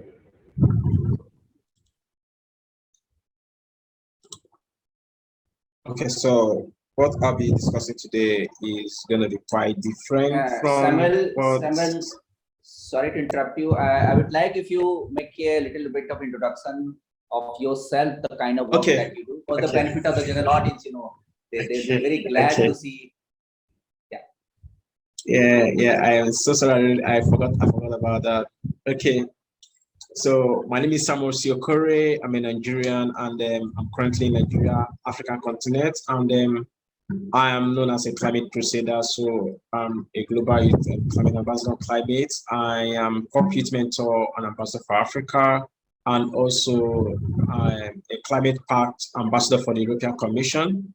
And I started my work in the climate space in 2017, late 2017 and early 2018. And I got involved with work movement 2018/2019. And ever since then, it's been from one project to the other. I've been able to reach out to over 200,000 youths across the globe with direct and indirect audience. And in Nigeria, I established, through the POP movement, I established a project called the POP Nigeria Initiative on Climate Education, where we've been able to educate over thousands of youths and schools, and carry out projects on climate change education, adaptation, and resilience to mitigate climate change impact in Nigeria. And the project has also been replicated in other African countries. And at the moment, I've also been able to mentor youth across the African continent on organizing climate change strike, starting climate change project in their different countries, and then recognizing sustainable solutions that they can be able to apply to mitigate climate change impact in their countries. So I've also been engaged with high-level stakeholders, ministries, members of parliament in my country, and other African countries as well. Spoken on several global platforms. I was once a spokesperson for MOC COP26, and also a liaison person for MOC COP26 as well, and all that. So sorry, at times I don't actually like giving a whole lot of introduction about myself, so I just feel like living that simple life, you know. Okay, so today I'll be talking to us all. Thank you. Yeah, and we see you are growing some vegetables also. I keep on seeing on the LinkedIn. That's beautiful. Okay, yeah. I didn't actually say that. So that was a project I recently organized called agroecology, because I have heard of agroecology, but I haven't been able to practicalize on it. So I am this one person that believe, I don't know how many we are in the world, but I believe that whatever I think is sustainable, I should not just hear about it, but I should also find my hand doing it. So when I heard about agroecology, I thought of, okay, how do I get engaged? I get to read content on agroecology. And then I also talked to some of my EU Pact ambassadors, and they gave me guidance on how to go about it. So I journeyed through agroecology. So I educated teachers and students. We got a farmland, cleared it, and started the process through organic manure application, and we are able to come out with sustainable results where we harvested cucumbers and indigenous vegetables, watermelons, and the likes. And then apart from that, too, of recent, I interviewed the sponsor of the Climate Change Act in Nigeria on tracking Nigeria's net zero. Nigeria's commitment towards net zero. So he was the sponsor of the Nigeria Climate Change Act in 2021. And then that interview was a huge success, and it's been really awesome. So I may not be able to share a whole lot of things like during this presentation, because this presentation actually is meant to activate youths that are here on guidelines on how to engage in climate change mitigation and adaptation, because that is what I think we need to do. They may be inspired by most of the work I've done, but if they don't know how to replicate those actions, it's as though I've not done anything at all. So I want a force where people get to replicate a whole lot of things. They don't just get to hear, but they get to get the guidelines and also principles on how to do it that applies in their different countries and their respective locations. So thank you.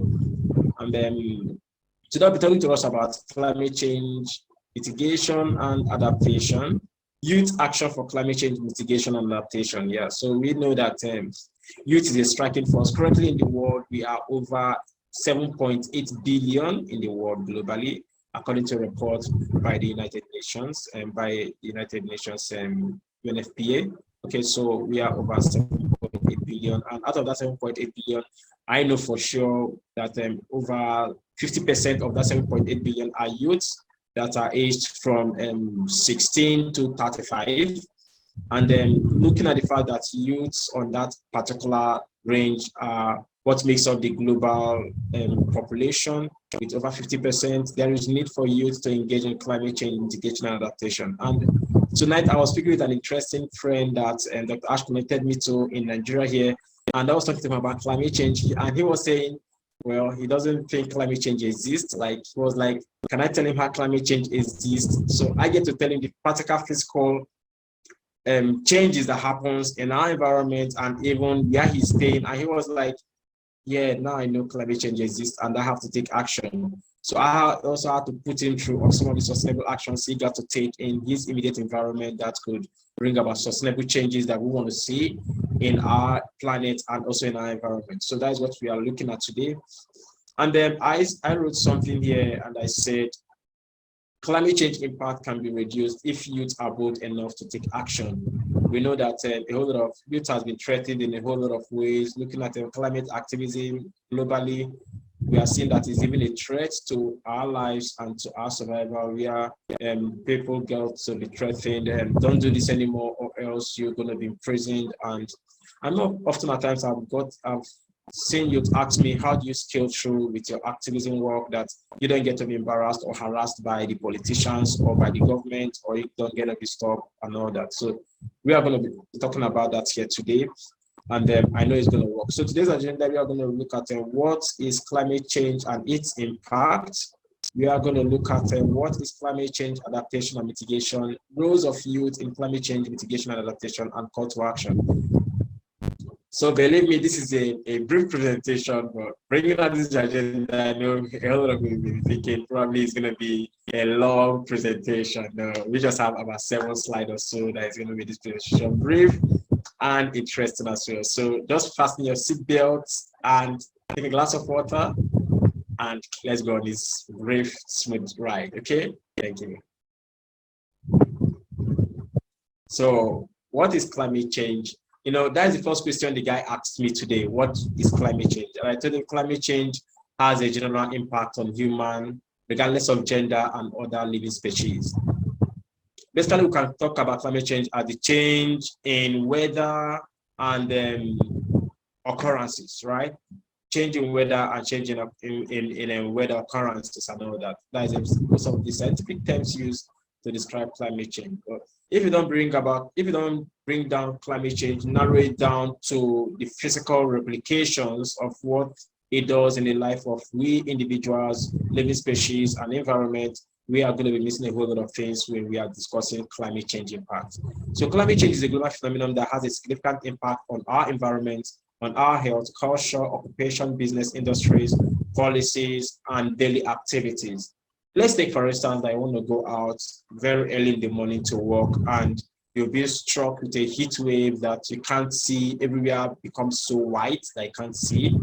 And you get to work and you're sweating, you are just sweating out, and probably people get to think that you're being chased by a criminal and all that. And to a normal human being may feel like, well, I just feel today is a day of the sun. But if you don't bring their consciousness to that, is actually heat radiation or heat wave as a result of climate change impact, they ain't gonna know. So it's our own mission for us to tell them that climate change exists, and heat wave is also one of the effects of climate change impacts on our environment. So according to the United Nations, the effect of climate change as a long-term shift in temperature and weather patterns. Like I said, people can just talk about climate change and change in temperatures and patterns, weather patterns and all that. But if you don't bring it down to physical changes, we ain't gonna know what climate change is all about, right? So the shift may be natural, but since 1800s, human activity has been the main driver of climate change, primarily due to the burning of fossils like coal, oil and gas, which produces heat-trapping gases, heat-trapping gases at the atmosphere. So we know that these gases are trapped at the atmosphere, and because they are trapped at the atmosphere, it makes it hard for air to penetrate. It makes it also difficult for the gases to go out of the atmosphere. So they are just hang there. I don't know, just like a house. Okay, we are all in a building right now, and there is something covering our building. You know, once we are stocked up, or once we are stuffed in that building, we cannot be able to breathe because it's so shooked up.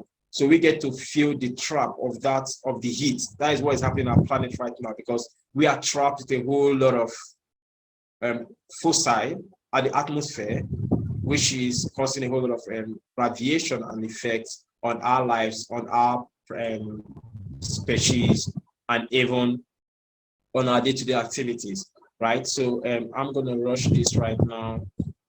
And then the impact cannot be neglected, such as hotter temperature, more severe storms, increased droughts, increased global warming, rise in ocean, loss of living species, food scarcity, rise in severe health risks, increased flood, rise in poverty and displacement. What we are currently facing in Nigeria is food scarcity. And as a result of land degradation, drought, we are also facing water challenge as well. So the rivers are drying up, and there is no water harvesting anymore because the mechanisms used for water harvesting is already dried up. And we are also facing the issue of conflict. You know, climate change can also lead to conflict where two communities get to drag over a piece of land for farming that is doing well. Okay, we have farmers and herdsmen get to clash because herders are looking for a pastoral land that their cattle can be able to feed on. So they get to trample upon farmers, upon the farmlands and all that. And then we are also looking at a whole lot of rise in poverty in the country, you know. So not just in Nigeria, but also in Africa. So things becomes more stiff, okay, and then people become food and the cost of food get to rise.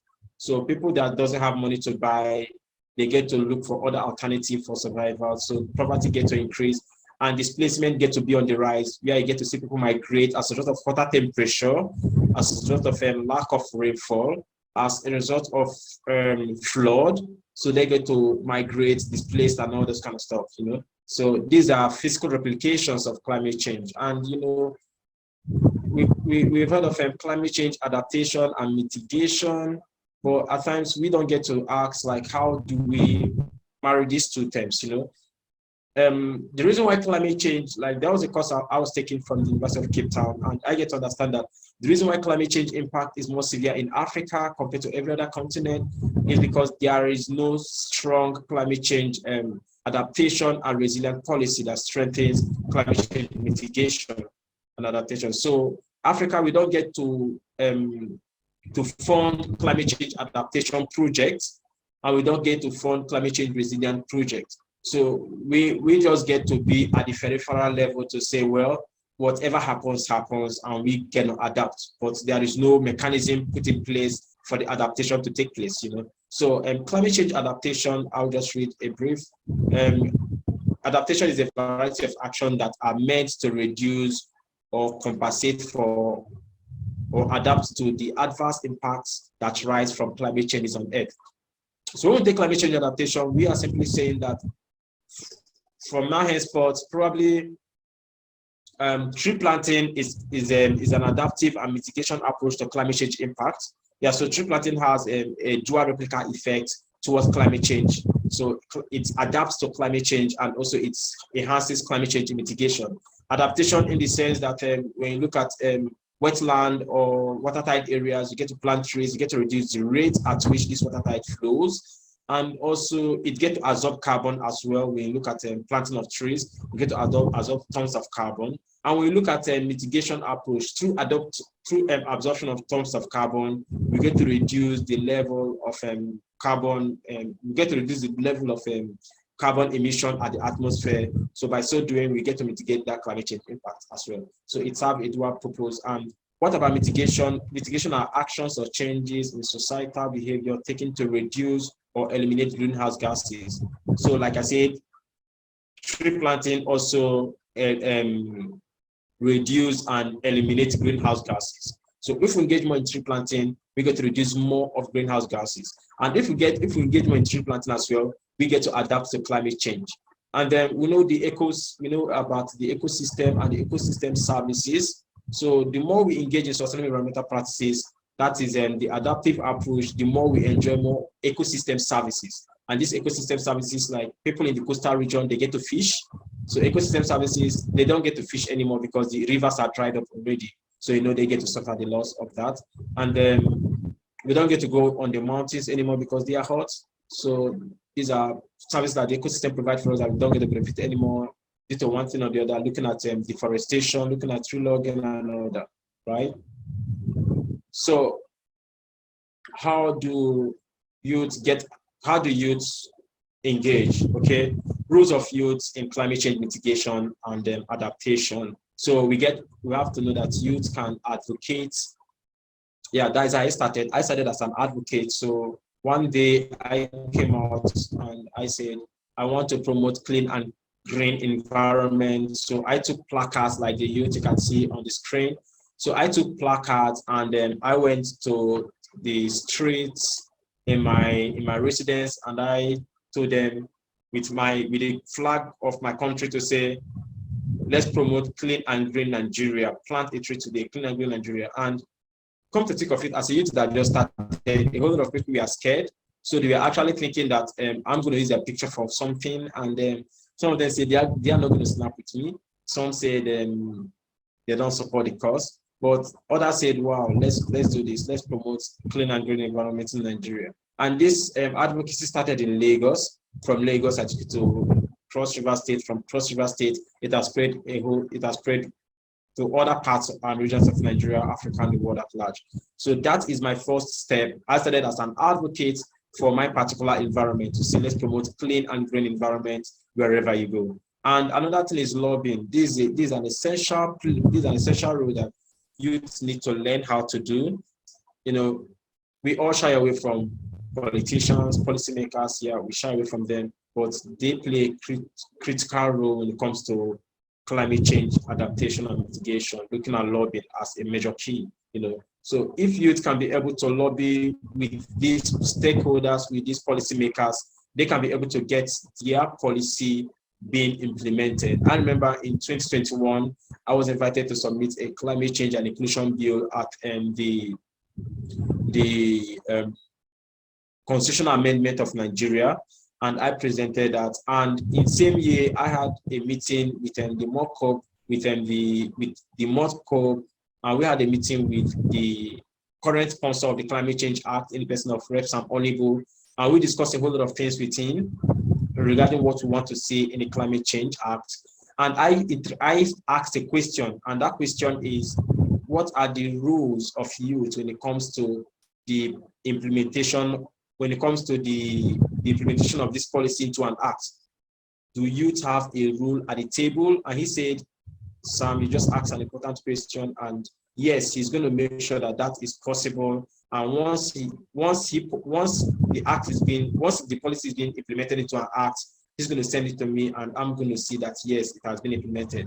And when the policy was implemented into an act, he sent it to me, and I saw that that was there. So I was able to make a change happen through a minor engagement that we thought was going to be minor, but to me I took it personal. So youth have to learn how to lobby their ways to get their voice heard. And I just also talk about policy implementations. And we have campaigns, you know, so we get to engage in campaigns, take your placards.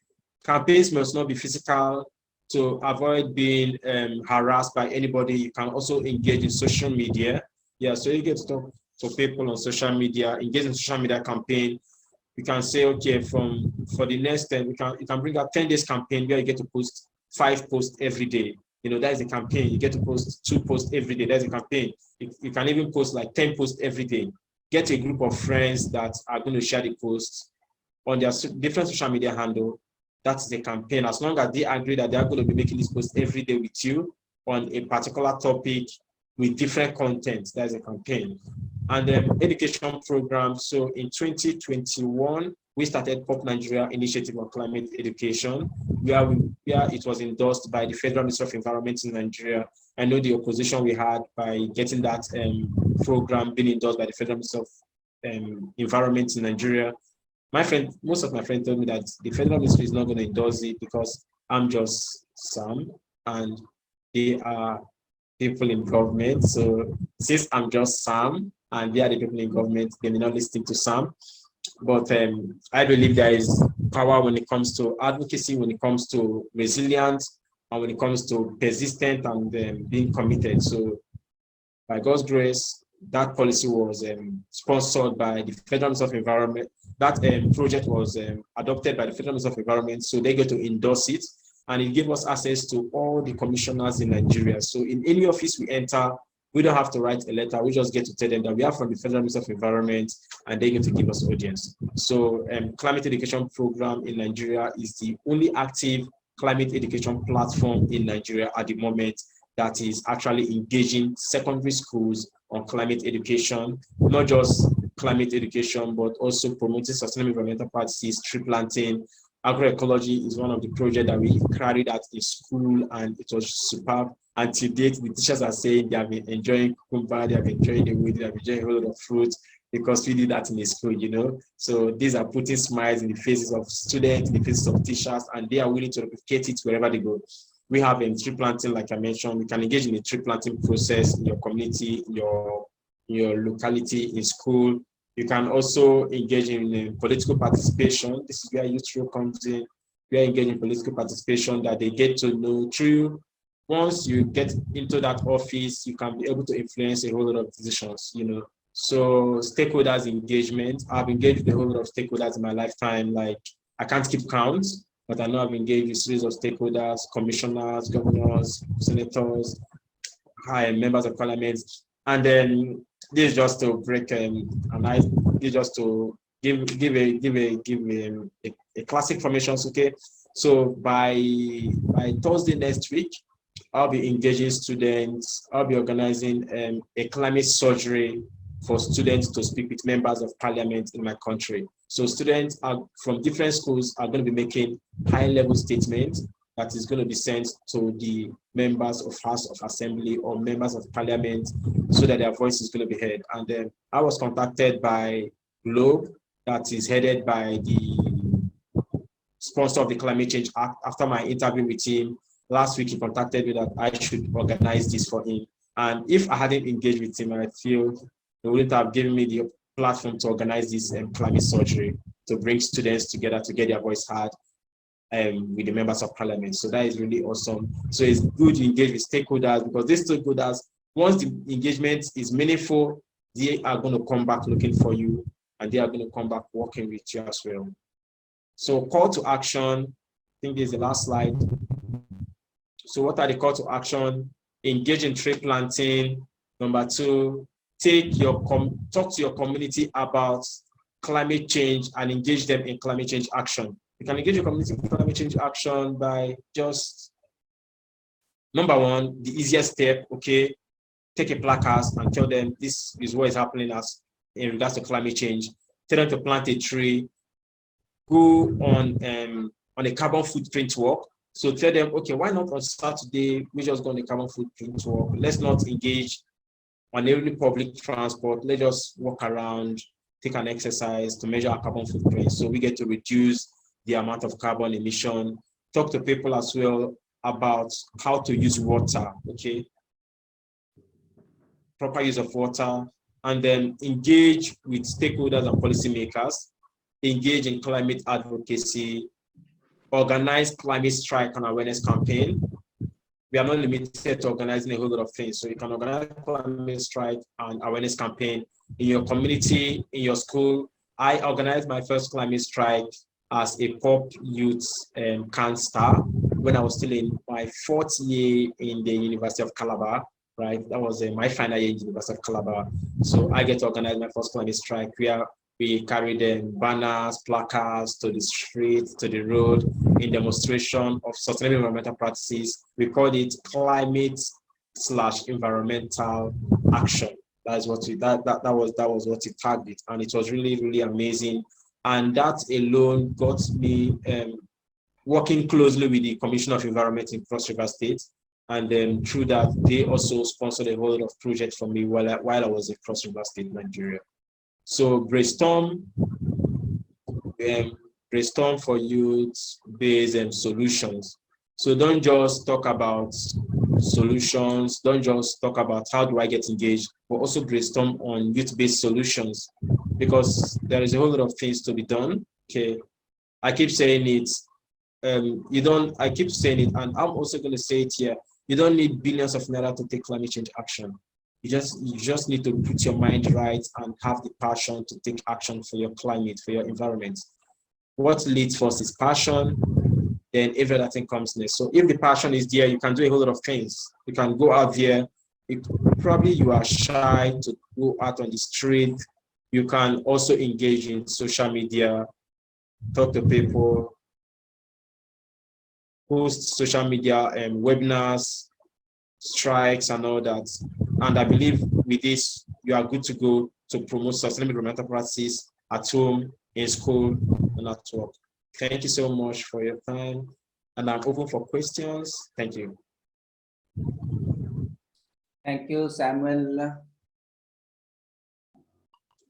Can you please talk? Okay. Thank you, Samuel, for a very, very informative your presentation. I wish there were some more pictures because the youth can engage with pictures more directly. Thank you so much for waiting up. He was during the day also. I could see him in the guest list. I was trying to call him up. And Treebuddy is still with us. I don't know how to thank you, because these are the guys who are really working on the ground level. We can only do as much as collecting them together, but these are actually working and trying to, juggle with so many things in their own hand and managing it too. So we all have Drishya and Komal, they will present it together 15 minutes, but before we take a break, and there is something beautiful that I want to show.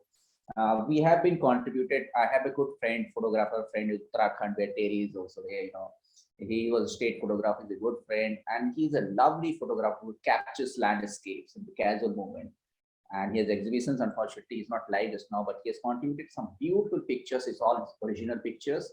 And he's also captured the cities turning into what they are, what Dehradun was 50 years before and what it is now. So those pictures are there. We have one, we call it a retinal scan. So this is a 7-minute long video, beautiful, just still images. So I'll just request JK sir to play track V12.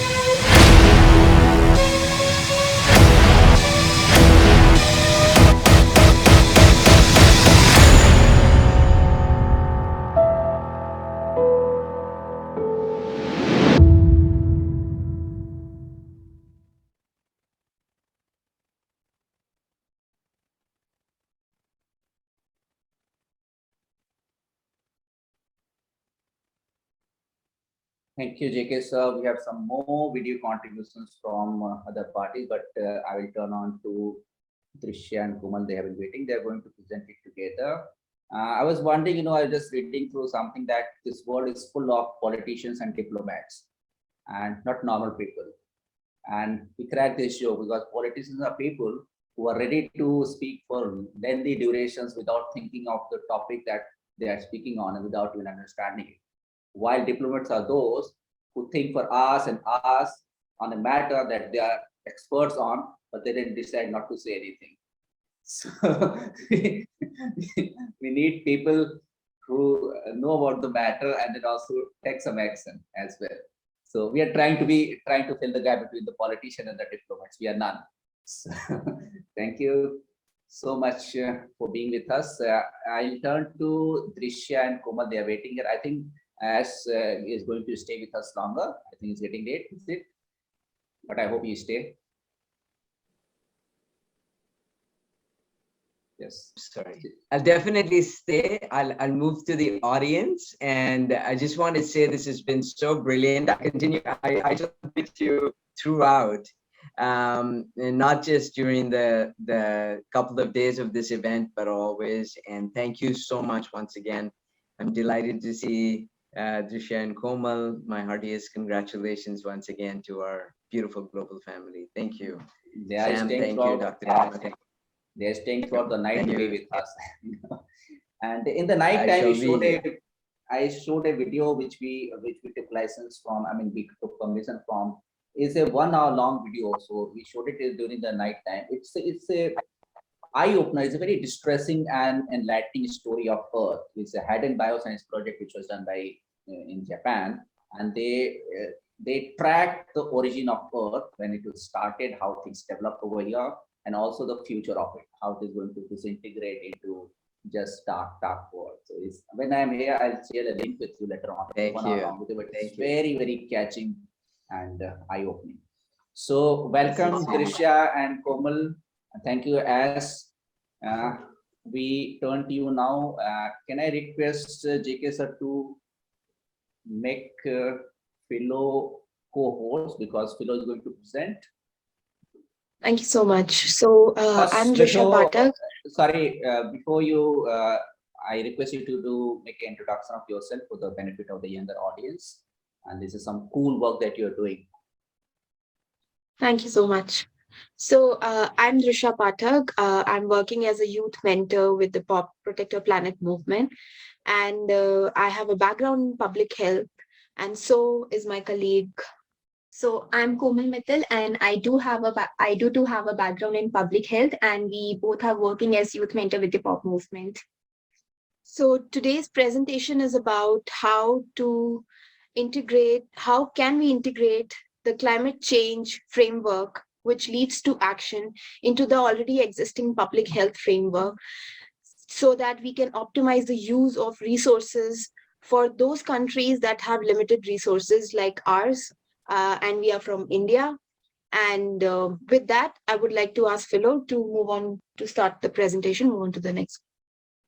So as we already know that the climate has been stable for thousands of years, but with the human activities and now for more than a century, there is a change in trend because which are associated with climate changes.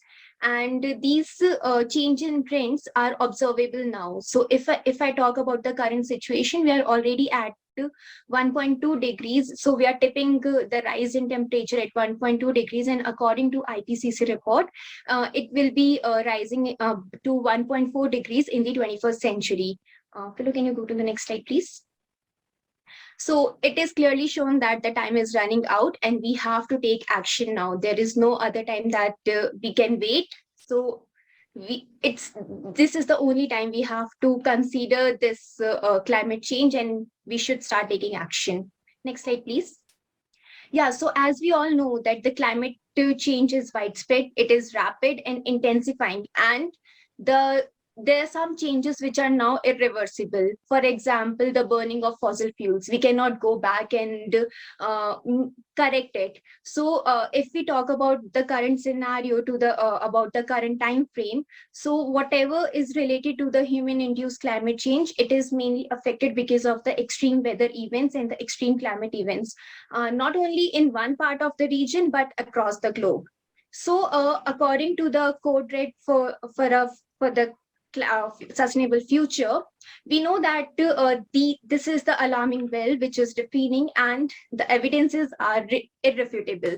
So because of the greenhouse emissions, which is because due to the burning of fossil fuels and deforestation, they are actually choking our planet, which leads to the which is putting the lives at risk. So the billions of people are leading towards death, and also they are suffering from different diseases, which we'll be talking about in our further presentation.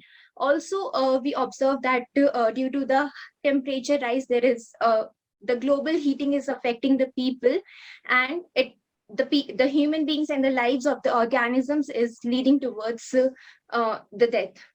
So talking about the principal concerns, which is basically related to the extreme climate events and how it is related to public health, I'll be talking about few events. For example, if we talk about the civil conflict, storms and flooding, they three of them cause the displacement among the lives and livelihoods, and ultimately it leads to the illness, injury and death. Similarly, the disease transmission will lead to the infectious diseases in organism, which ultimately affect the lives of the human beings. Then due to extreme heat, it is directly affecting the lives. Again, the air pollution, it is affecting the respiratory system of the organism, which leads to death and other injuries. Now, also the food supply, we all have observed that because of the less food supply, people suffered from the malnutrition, and ultimately their lives are getting spoiled and they're leading towards death. Next slide, please. So with all this, WHO estimated that between 2030 and 2050, due to the climate change, it is expected that there will be an additional deaths per year, which is approximately 250,000 deaths per year, which are resulting from malnutrition, malaria, diarrhea, and heat stress. So they all are linked towards the climate change and the public health. Now, what we need to do? So we need to take proactive action towards public health, which address the climate change. So the necessity is that we talk about the primary prevention, which is the self-care, and we should start doing more yoga, more meditation, and before the onset of any illness, we should start taking action to prevent it. Then the secondary prevention, it should relate to the early diagnosis and the proper diagnosis of any of the illness, so that the treatment can be done at a real time. Next slide, please. Now, I'll be talking about the climate change response framework. So in this slide, I'll be talking about only about the climate framework, and then Drisha will cover the public health framework, and then we will integrate both the framework. So with this slide, I'll be taking an example of the POP movement, how POP movement is integrating this framework with the work we are doing.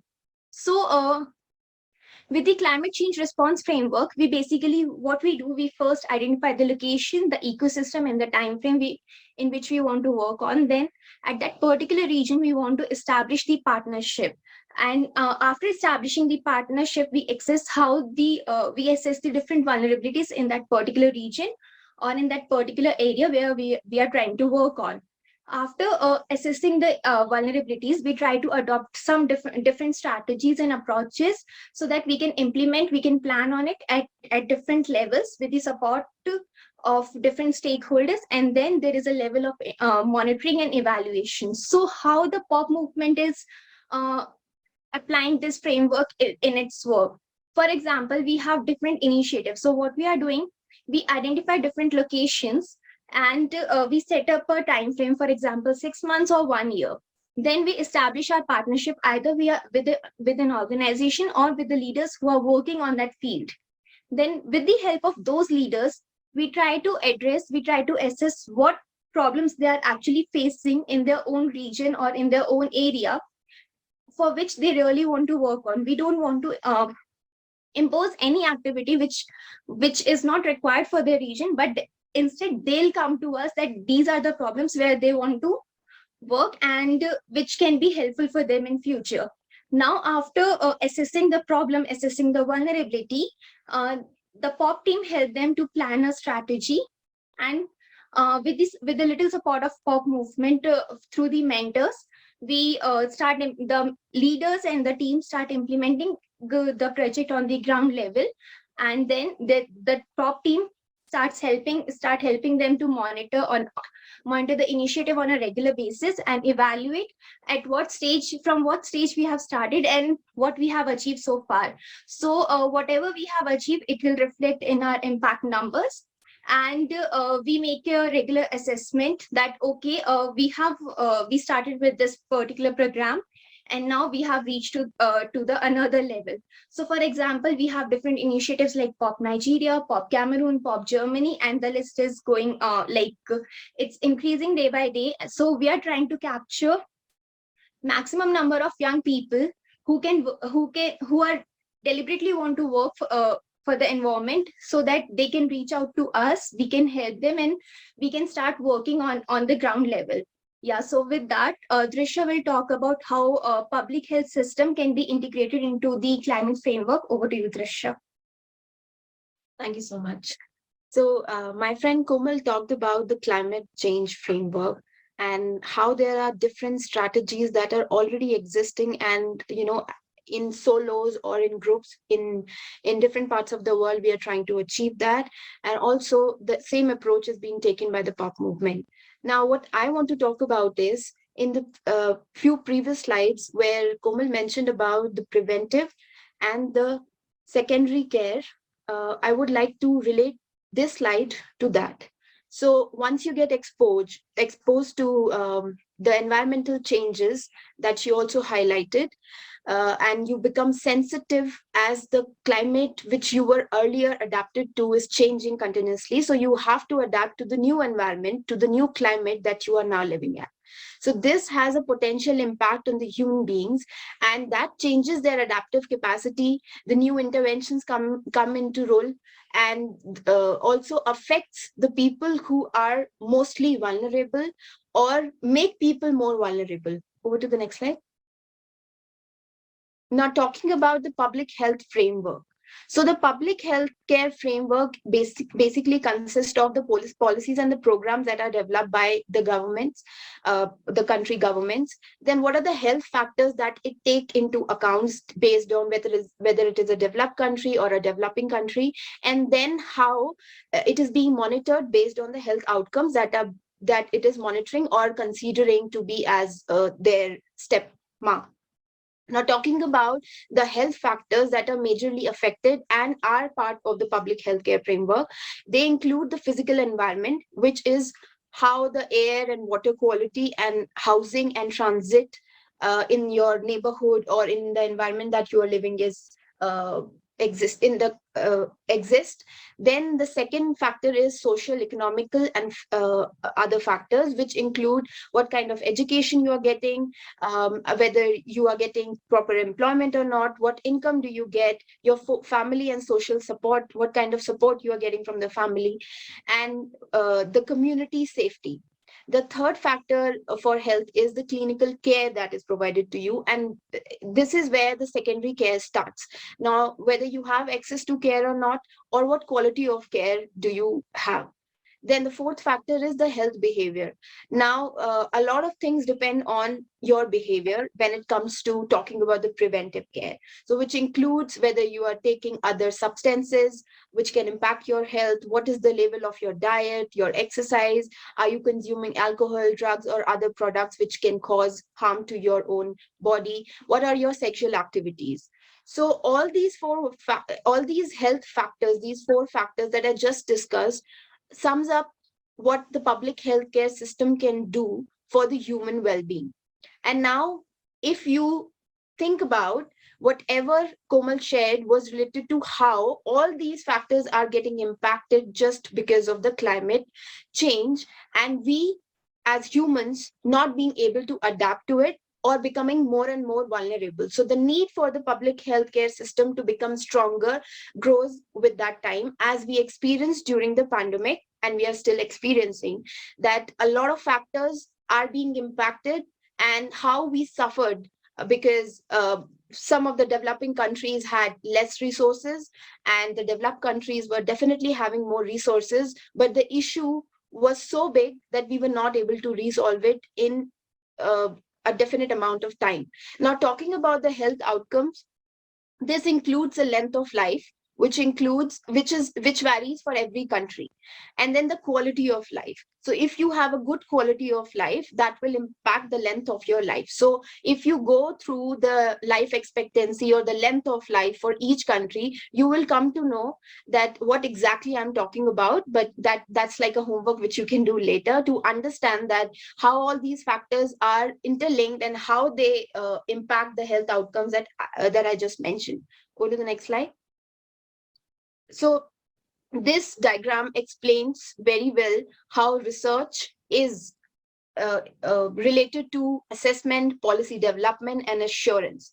Now, as a researcher and talking about how we can integrate climate health framework into the public healthcare framework to actually minimize the use of resources, there are a number of things that we need to do at 3 different levels. First is, of course, how we are doing the research and how we are developing the policies, for which we need assurance whether there is competent workforce, there is a link provided between the two, how climate change is affecting or causing vulnerability, and how public healthcare system is linked to it. Then, of course, at a regular interval of time, talking about the assessment. So like our mentor, Dr. Norma, talked about how sargassum is related to, is now becoming a public healthcare threat, which is ultimately a result of climate change impacting the human health and the communities that are living over there, is the best example to show how climate change is impacting health, and now how the public healthcare system should start working after doing all kind of assessment to actually integrate the two together and address the issue with using minimum resources. Can you go on to the next slide? Yeah, so as I mentioned, we need to look at some analogies in this approach. First is about primary prevention. Primary prevention, which is a part of the public healthcare system, which is the most important part of the public healthcare system, is related to mitigation, climate mitigation. But by that, I mean climate mitigation, where we take slow efforts to stabilize and reverse climate change. And in the same way, in the public healthcare system, we try to provide self-care or do, living a proper lifestyle, maintaining our food, nutrition, and everything, which is a part of a primary prevention to actually not let how climate change is impacting us. Then talking about the secondary prevention and the tertiary prevention, which includes adaptation. So if suppose a region is being impacted by heat waves or floods, so they need to adapt, make efforts to actually being able to address that issue. Similarly, in the public healthcare system, what we experienced during the COVID was that we had to adopt new strategies to actually make the public healthcare system more effective and reach out to more and more people, expand its horizon, and reach to door, irrespective of whether you are from a developing world or a developed country or a developing country. So thereby we can reduce the association on the health burden if we start thinking or start taking steps which include mitigation and adaptation, and integrate them to what we call as primary prevention and secondary prevention in the healthcare system. Can we go on to the next slide? Now, what kind of response we are looking for is, it's not simple, but we need to incorporate the climate change response framework and the strategies into the existing system and projects rather than solely piloting new initiatives. So if you will start thinking from zero, okay, so our population is becoming more vulnerable as the effects of climate change are quite visible in my community or in my region, then you will have to start over from from zero, and there will be more consumption of the resources, and therefore we will not be able to actually develop the existing resources, and there will be a multiplication of the existing frameworks, but no strong framework by which we can address, which is very, very important when you talk about climate adaptation and mitigation. And in this regard, the public health system offers this robust opportunity to integrate and incorporate climate change mitigation and adaptation measures in the already existing framework. So there is a lot of literature review which can help you to understand how different countries, in fact, even WHO is trying to, bring some of the elements, but not fully. But there are suggestive researches that have been made by WHO as well as CDC, talking about public health care, which plays a role of, which is a key player in advancing the. So basically we need to advance the public healthcare system instead of just thinking about how we can start a new framework to actually help the people who are being impacted by whatever changes the climate is, and the ultimate result of the catastrophic effect that is being experienced by people in those vulnerable environments. Now, as I mentioned, that there's already some literature that observes how the public health care system can identify and communicate this, but still the research is going on.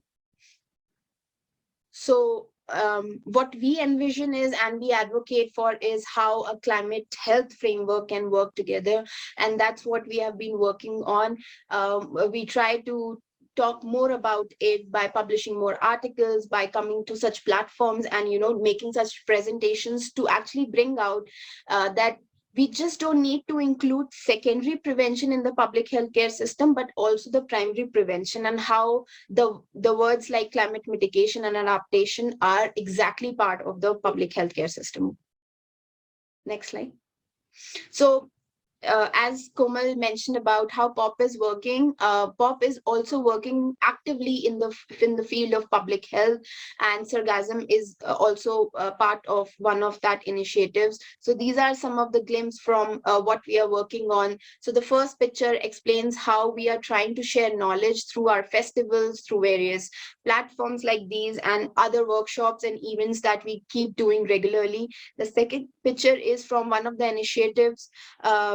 I think it's from Sam's initiative, which he presented in the region of Africa, how he has been conducting cleaning drives and how he is bringing together the community and also addressing the major issue of, hygiene of which is a part of public health.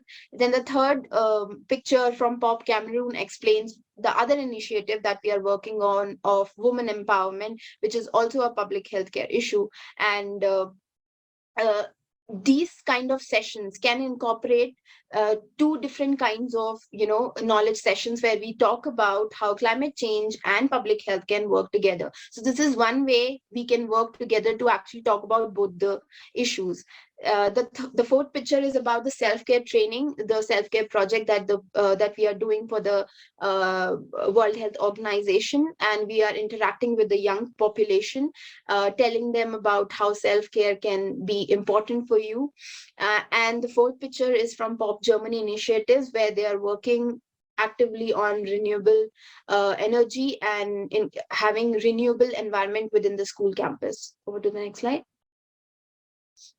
These are some of the initiatives or the events that POP has been conducting regularly for creating awareness and building the capacities to empower the young people, to advocate through climate leadership programs, to actually conduct youth climate action and bring out the voices from the field, do some transformational leadership among cross-generational platforms, and also educate them about sustainable development goals and how youth can approach towards these major goals.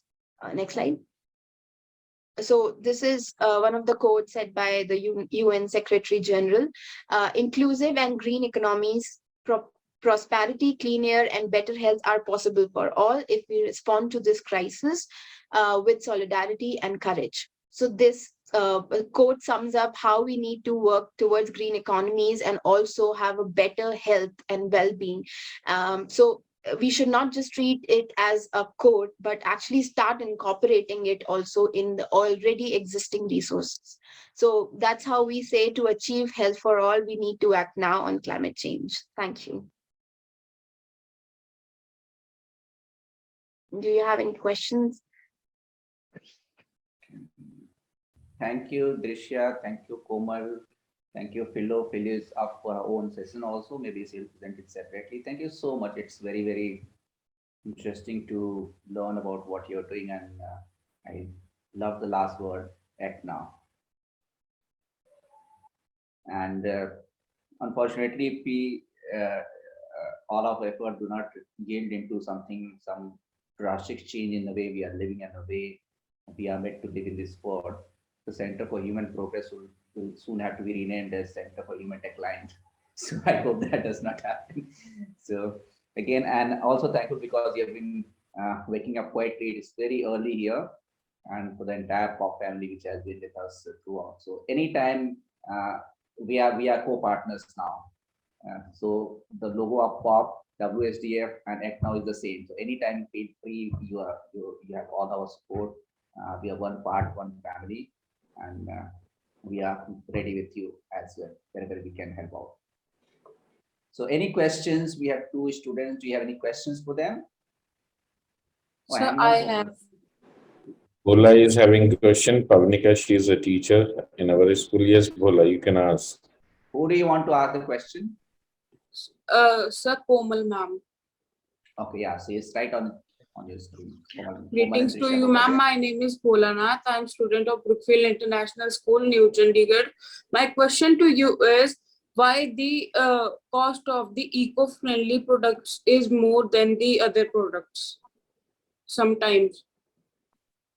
Oh, what we can do to lower the cost of the environment-friendly products? Quite Trisha. I'll answer that question on Komal's behalf.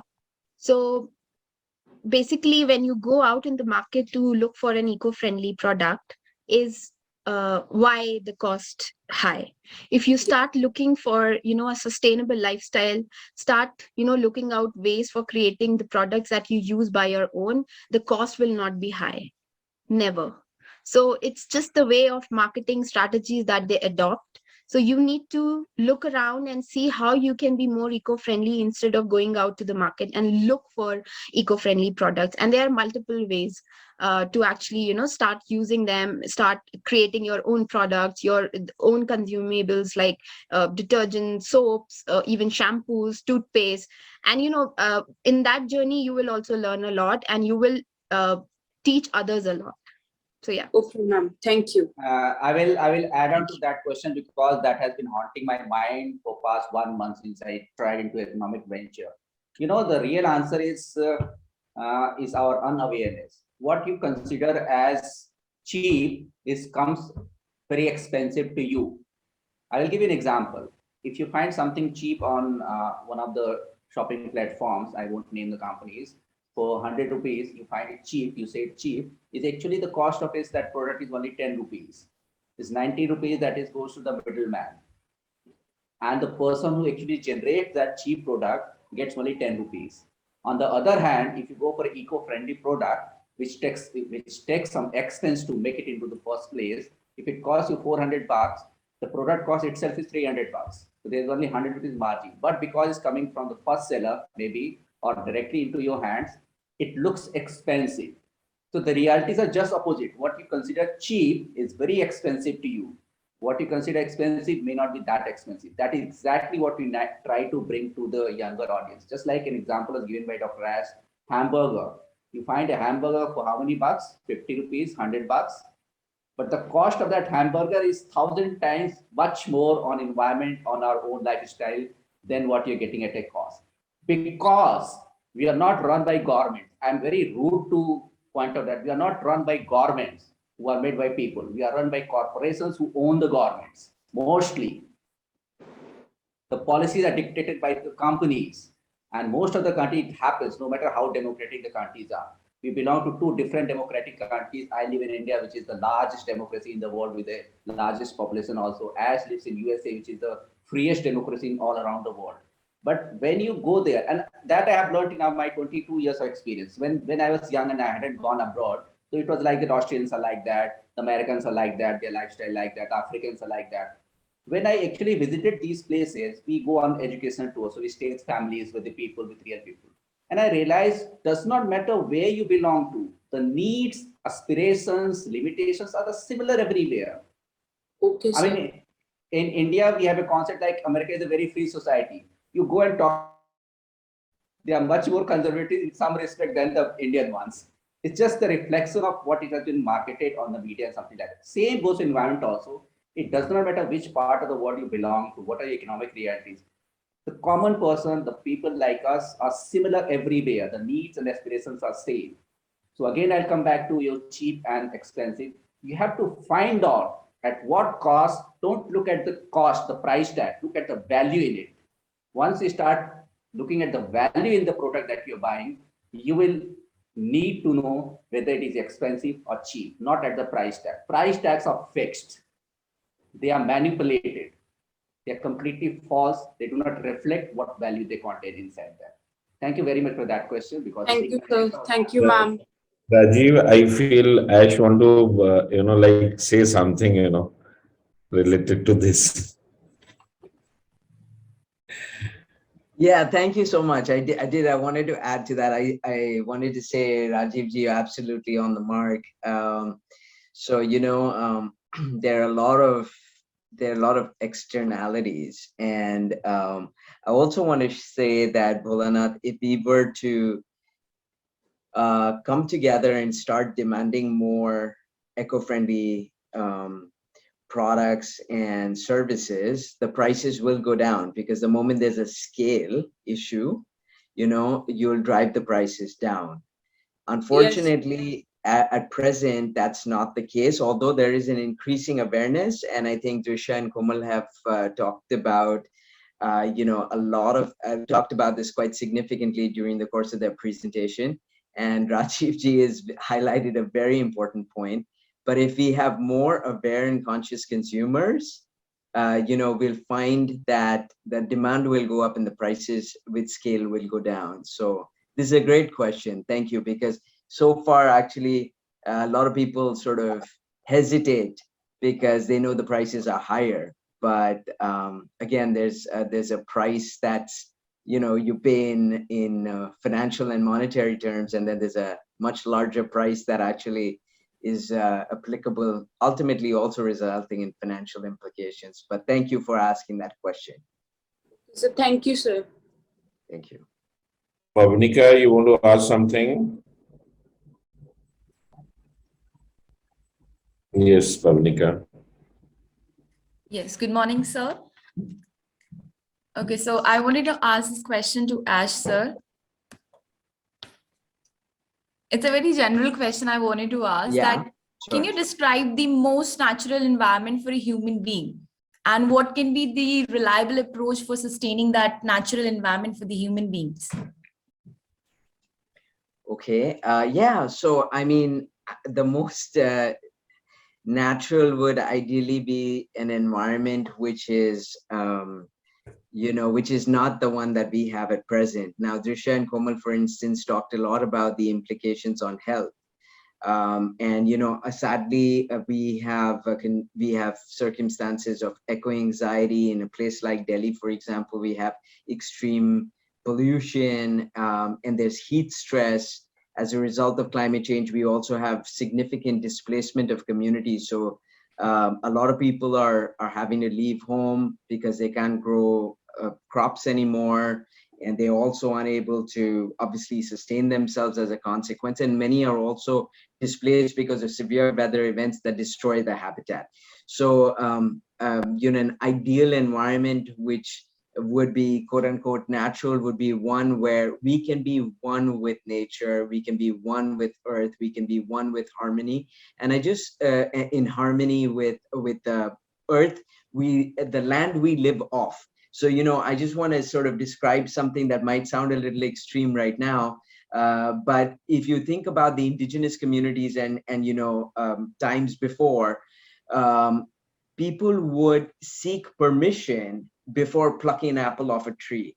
We have to remember that ultimately we are one with nature, and therefore, if we were to live in a world that's quote unquote natural, there has to be a balance, and that balance will mean a love and respect where we can live as one. So we live off the earth, and then we also at the same time nurture, love that earth, of which is our home, which is actually assume that you are actually sort of renting a space, because this earth actually houses us.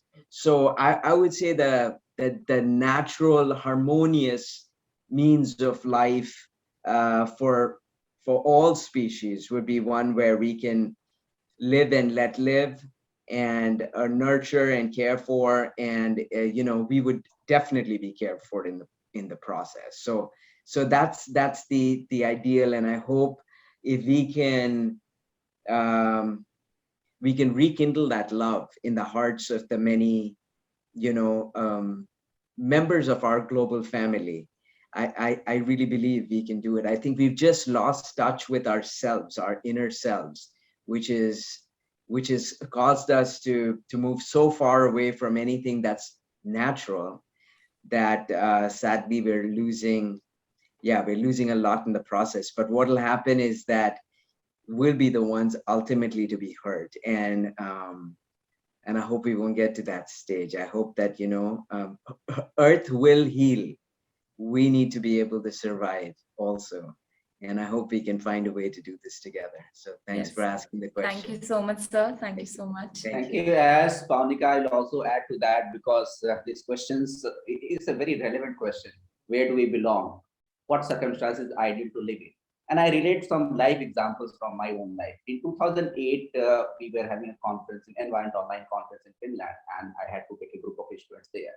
And we are asked to make a presentation, just like we asked this people to contribute. And I was thinking what to do, because we look at different angles. So somebody suggested, one of my good friends, his name is Nayet Iqbal, he's not here in the show. So he said, we chose a topic, walking back into the woods, which is going back to civilizations. And then we researched. As we research, what a striking difference we found. We call ourselves the most intelligent, the most scientifically advanced. Maybe we are the dumbest generation ever born on this planet. No generation, no virus kills its own self. We are robbing ourselves. Then in the process, we are killing ourselves also. So in that presentation, we discovered whichever culture, we visited different cultures across the world. Every culture had its own inbuilt sustainable mechanism. For instance, for the tree, we are planting there. If you go to India, in India, every village that you land up, is always a sacred tree. It's a people tree, it's a burger tree, those terms, it's a banyan tree. It's a sacred tree. It's given a religious touch because you see threads around there, something like that, but people do not touch that tree. Now, somewhere, some people must have thought, apart from the religious significance or whatever that is attached to that, they somehow realize this tree is needed for their life. It's needed for their life. It's just not one tree. So nobody will touch that tree. Nobody can cut that tree at all, no matter if he is to lose his land. If you go to Africa, there are cultures that lived in the forest. There will be sacred area in the forest that will never be cut down. It will always be there. Nobody will touch them. Although they survived on the forest, they survived on the forest resources. And we found similar examples from across all continents, all cultures. And we found that there is an inbuilt sustainable mechanism that was built by our older generations who did not have access to the scientific advancements. So if you just go back, and that is why we named it Walking Back to the World. If you go back and revisit our culture, you'll find they're ingrained. There's a village bell. It supplies water to all of us. And it is the modern culture of consumerism and our unawareness. We think we're smart. We don't know even 1% of what we're consuming, where we are going. So this is something that Dr. As was trying to highlight. And one of my principals, my head, who was my principal also. He is a very good mountaineer. He's been on the same ranks as Edwin Hillary, and Just few days back, he brought up a series on YouTube, and he named it in Hindi. It named it "Khwaise Puri, Parvaris Adhuri," which means, if I translate loosely in English, it says desires are plenty, upbringing scanty. That's exactly the truth. Our older generations had little resources, but they're much more happier there. We have lots of resources, but we're so unhappy with ourselves. So we need to find our roots. That exactly the moment we realize that, half our struggle will be dealt with straight away. Thank you, Pavnika. Thank you so much, sir. Thank you, sir. We will move on to Philo is here. It is her session. I hope she's going to present us. Philo, can you hear me? Yes. Can you hear me clearly? Yes. Yeah, welcome. We have been assisting others also, and you've been waiting here patiently. So over to you without interrupting you. Thank you very much. Komal will now help me share screen. I have poor network, so if I break in between, if my voice breaks, please let me know. It's fine. Okay, so hello everybody. Good morning, good evening, wherever you are. First of all, I'm very grateful for this opportunity and really appreciate the platform that you create for especially the youth to support their role in this environmental movement. A while back, some members of the POP movement got together to write an article on environmental justice and equity for a journal. So what we decided to do was we shared some of the valuable insights and lessons that we gained through the work of the POP movement. So that is what I'll be sharing during my presentation today. Before delving into that, I think we can first familiarize ourselves about the concept of environmental justice a bit. I think it's we have a lot of experts in the room. I myself, I'm not an expert. I'm just still trying to engage with this concept as a beginner. So it'll be nice if we get around that first. As much as concepts like climate justice and equity have been widely popular in the global arena of dialogue and advocacy, at the theoretical level, I think we're still trying to engage with it, expand on it, and more importantly, contextualize these concepts into our immediate realities. When we trace back to the origin of the concept of environmental justice, the first person we think about is Dr. Robert Bullard, of course, the father of environmental justice. And this idea being evolved in the American context in the late 1970s and 1980s, in light of the socio-environmental discrimination faced by the Black and brown communities who existed there. So we hear the story of how Dr. Robert Bullard first in Houston, Texas, collected this data where he found that 14 of the city's 17 industrial-based sites in Houston were situated in Black neighborhoods. So the accounting of over 80% of the city's waste was in a region that had only 25% of the city's population were Black. So I think he was one of the first few people to provide systematic evidence to show how environmentally harmful infrastructure was more likely to end up in places where minority populations lived. And we find that following his study through a series of other events that unfolded in the American sphere in the next few years, eventually the concept of environmental justice came to be ingrained by the US Environmental Protection Agency in 1992. A year before that, a lot of people came together in a summit in Washington, and they set down these 17 principles of environmental justice.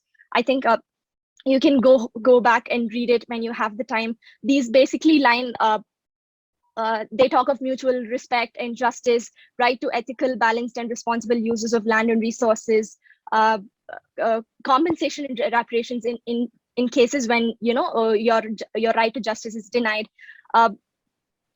These 17 principles actually, though adopted in 1991 till today, have been guiding many environmental justice groups for their research, activism, and policy movements, not only in US, but across the world.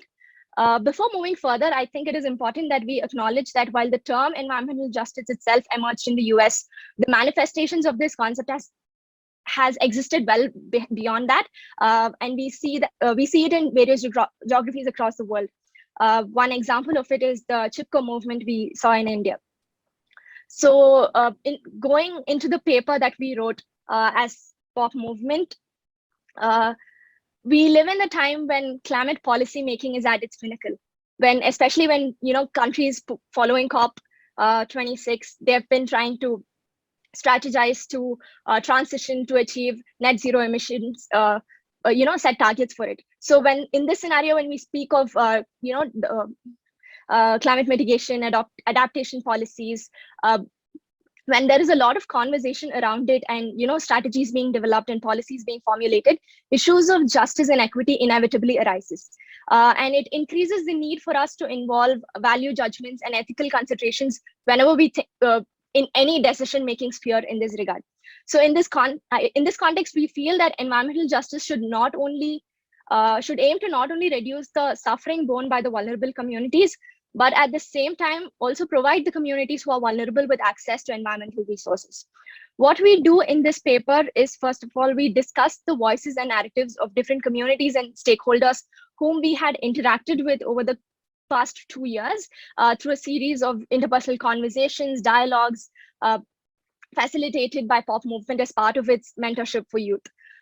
It highlights, this discussion sort of highlights the importance of meaningfully engaging communities, in spaces like this. When you talk of environmental justice, meaningfully engaging communities who are most concerned with this issue builds their leadership and capacity as well, and gives them a platform to share, to voice their experiences and perspectives. So I'm sure you know what POP movement is by now and what the organization does.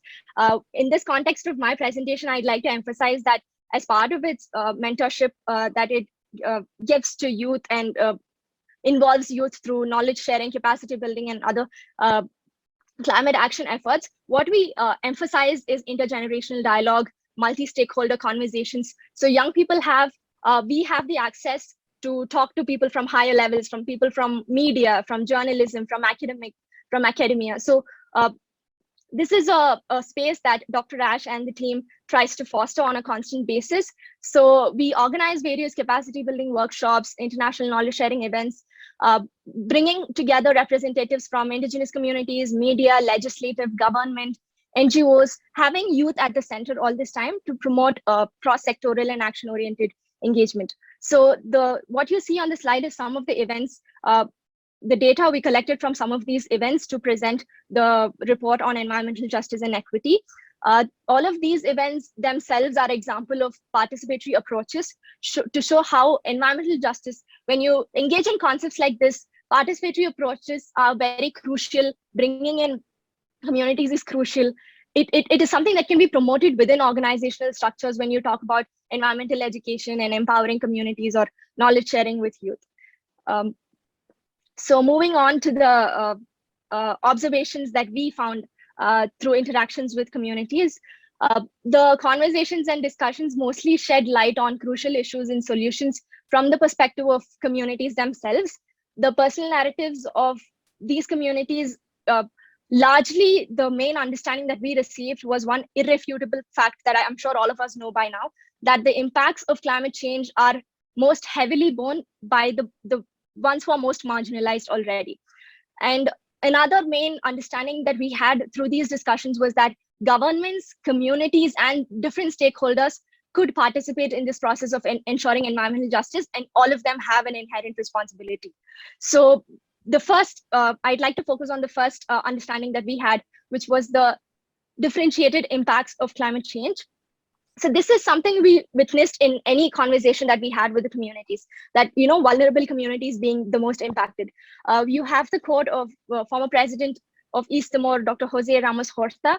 He actually presented to us an example of the case of Timor-Leste, which is a small island developing state located in the Southeast Asia.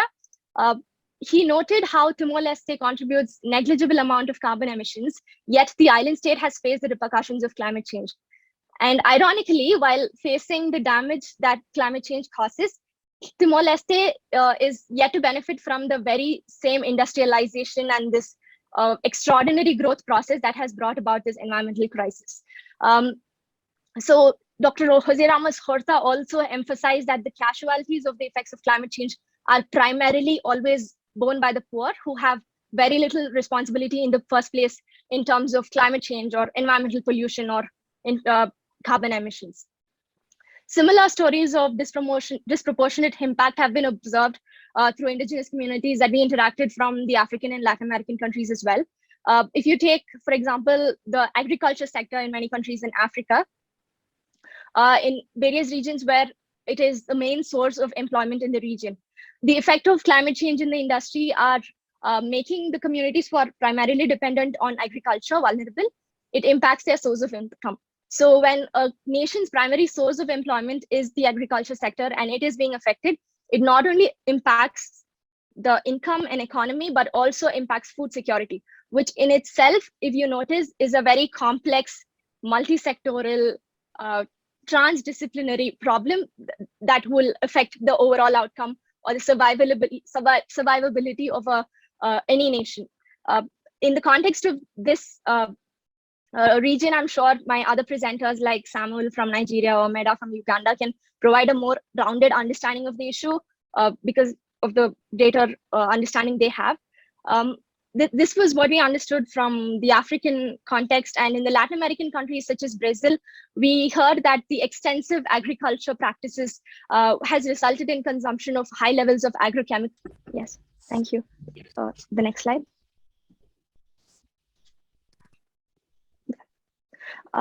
So we and we also had, yes, thank you. After meta session karna 2:30 ke 7:30. Sir, ye bando. JK, there is a noise from your end. Okay. Okay, Philip, continue, please. Yes, thank you. So we had an indigenous youth advocate from the Arctic Youth Network named Sam Schimmel. He spoke about some more consequences faced by the indigenous communities, like how weather patterns that have changed the migration routes of animals that the community had relied on for food. And he especially drew attention to the detrimental effects that the climate crisis was having on the mental health of the community members. And while talking about this, he spoke of the trauma associated with watching the places that he and his ancestors had grown up change in ways that they never thought was possible, and it become uninhabitable. So all of these, I'm giving you snippets from various conversations that we have had, nothing very comprehensive, but these snippets evidentially prove to us that, you know, the differentiated impacts of climate change are always on the most vulnerable communities. And I think when we use the term vulnerable, we need to be very cautious and careful and not use it very lightly because it changes with every context. But here, I think by vulnerable, we could define it as something where when people have increased exposure or susceptibility to the adverse impacts or the damages caused by the climate change. So when they have this increased exposure and susceptibility, this is, I think, in similar thread to what Drisha was saying in her presentation when she was talking about vulnerability as well. And in addition to exposure, there is decreased ability to cope with or recover from any impacts of the losses that you suffer. The vulnerable group here are also those who lack power or control over their immediate environment. Sometimes they are forced to choose between, survival or livelihood.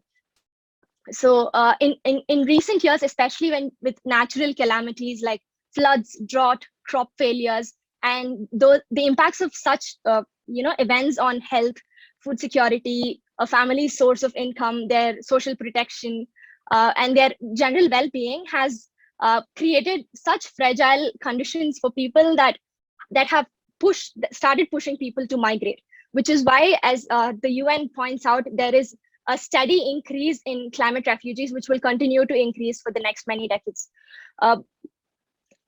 But I think what is notable here is, in addition to the increased migration, there is still a lack of legislation. If you take the US, for example, which it does not consider climate change impacts as a legitimate ground for giving asylum to asylum seekers.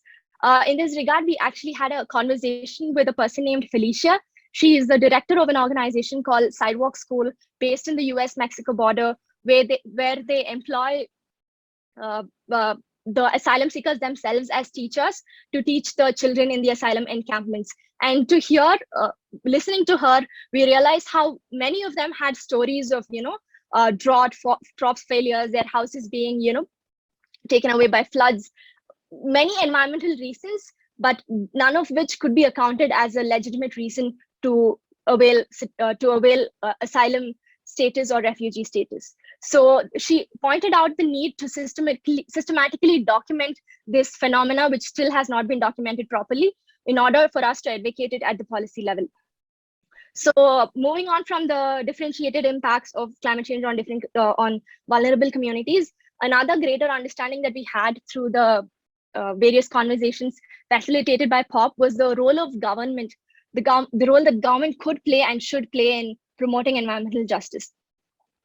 So we had a person from the Food and Agriculture Organization from the UN in Kenya. He was leading a project, the Restoration Initiative project, where he was trying to restore the arid and semi areas in Kenya. He spoke about how Kenya's local county governments and national government, they collaborated and participated in intervention measures. So even at the local government level, there were various stakeholders, including the Forest Service, the Forest Research Institute, the National Environmental Management, along with a number of other government entities. What they collaboratively did was develop relevant policies that can help in mitigating the effects of land degradation in the region, develop management plans to help manage forests in the degraded areas, and more importantly, they collaborated with the local community there to develop grazing plans to help in the management of grazing. So this involvement of government at many levels, including at the policy, made significant contributions to deal with the land degradation and restoration in their region in the long term, as well as in the short term. It promoted the well-being of the communities that are dependent on these areas for their livelihood. This example of Kenya, I think, is just one random example that could, indicate us the importance of the role that the government can play in promoting environmental justice. In addition to such proactive efforts, a crucial area that I think state can play a role in is education.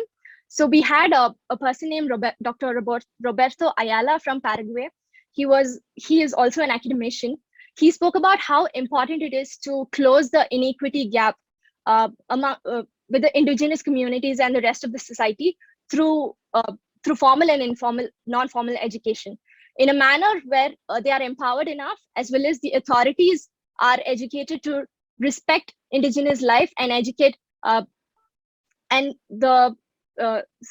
indigenous life, as well as the indigenous communities are educated in their native languages through formal education.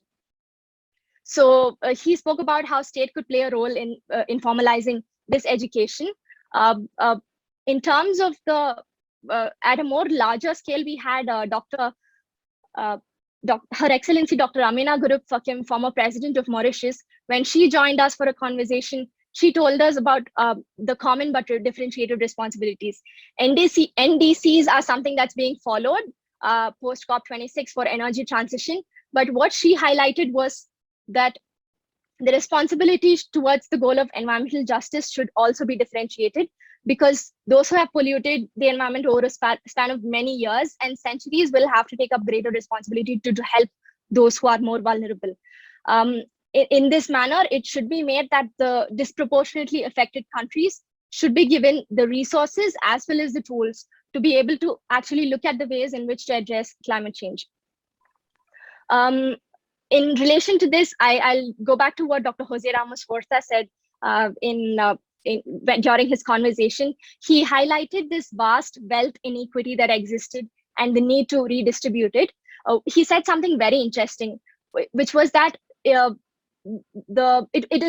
was very optimistic when he shared it. He said it is possible for the wealthy few who have amassed large amounts of wealth in the past few years, if they could work together with the member states of the UN and the governments, they could not only have the potential to mobilize the needed financial resources, but also have the potential to mobilize the know-how and the brain power required to design a better future, a future that is centered around people.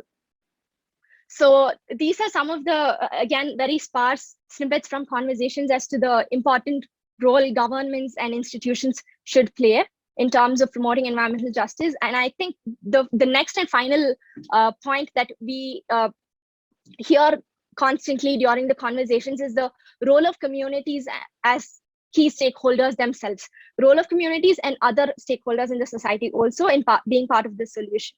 One example is something that we already discussed in earlier part of my presentation about how how in Kenya they involved the local communities who played an important role in land restoration in the region, while by in a manner where they met and agreed not to graze in areas that had, that were trying to be conserved, and they had their own grazing plans management.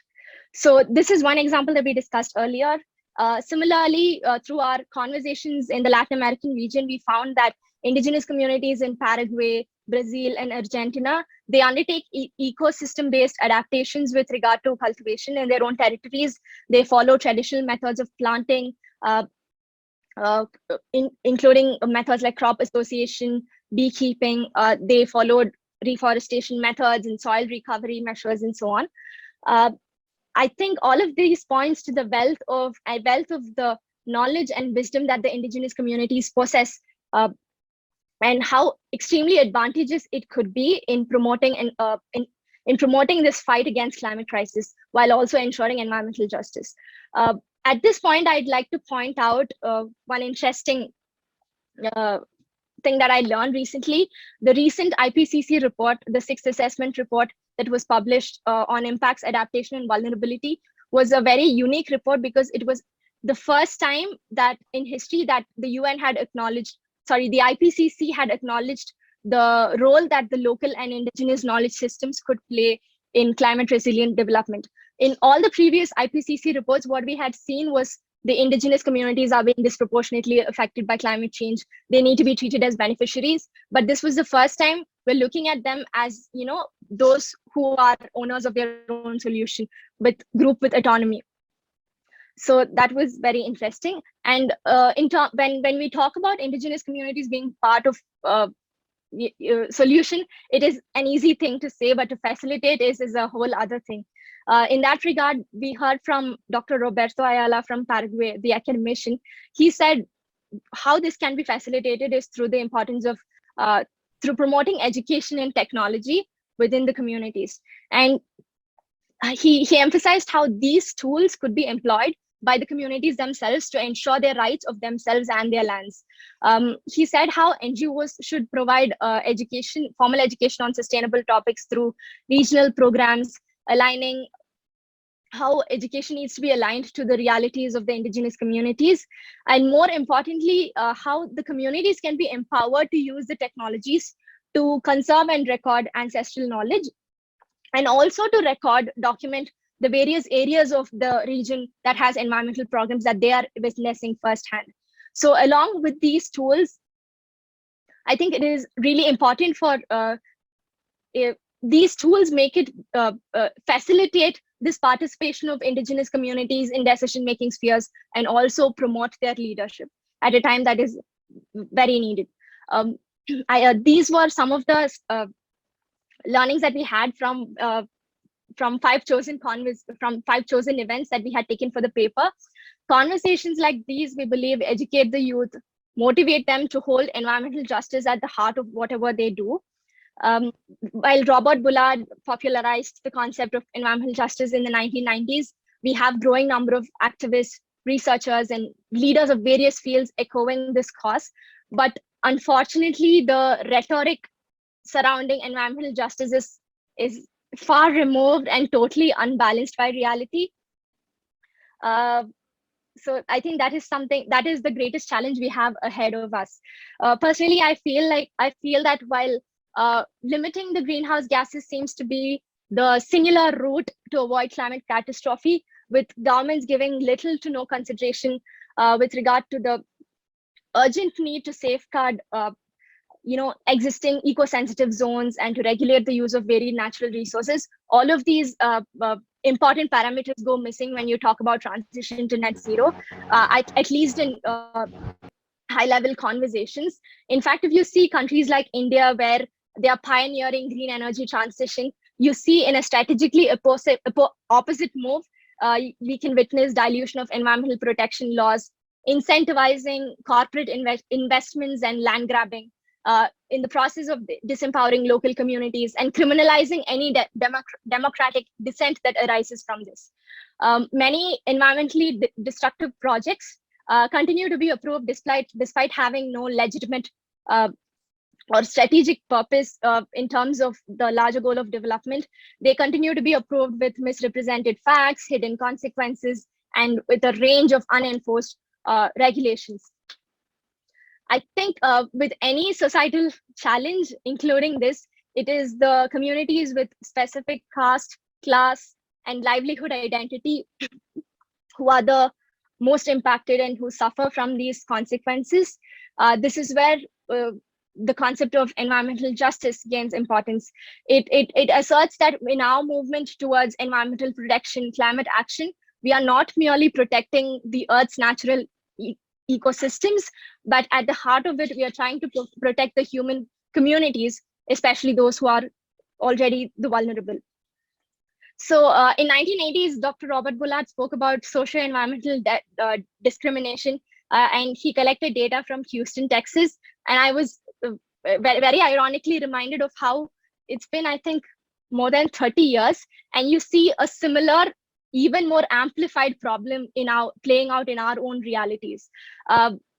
If you take in my region, for example, I'm from Tamil Nadu, in the south of India. There is a journalist and social activist who I really follow. His name is Nityanand Jayaraman, and he looks at how the development pattern in the city is distributed in a very unequitable manner. It reeks of socio-environmental discrimination. He talks about how if you take a look at the northern part of the city, it has the city's largest dumping yard, oil storage terminals, coal storage yards. It has thermal power plants, ash ponds, oil refineries, 34 red category industries. All of these are, when you put all of these in a particular part of the city, which does not have affluent population, how can we speak of social environmental justice when there is such disparity that exists on the ground?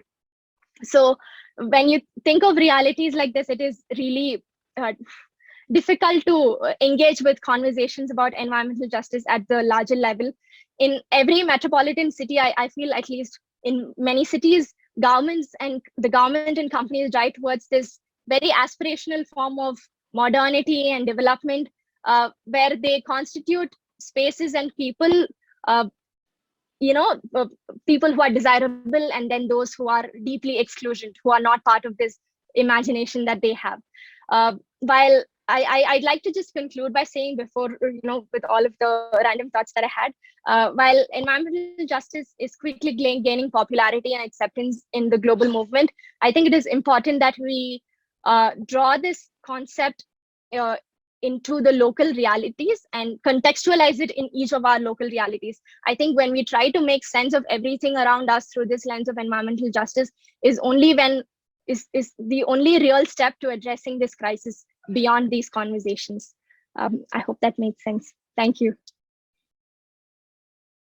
Thank you, Philo. I don't know whether Dr. Ash is still here. You can hear us. Wait a second. Okay.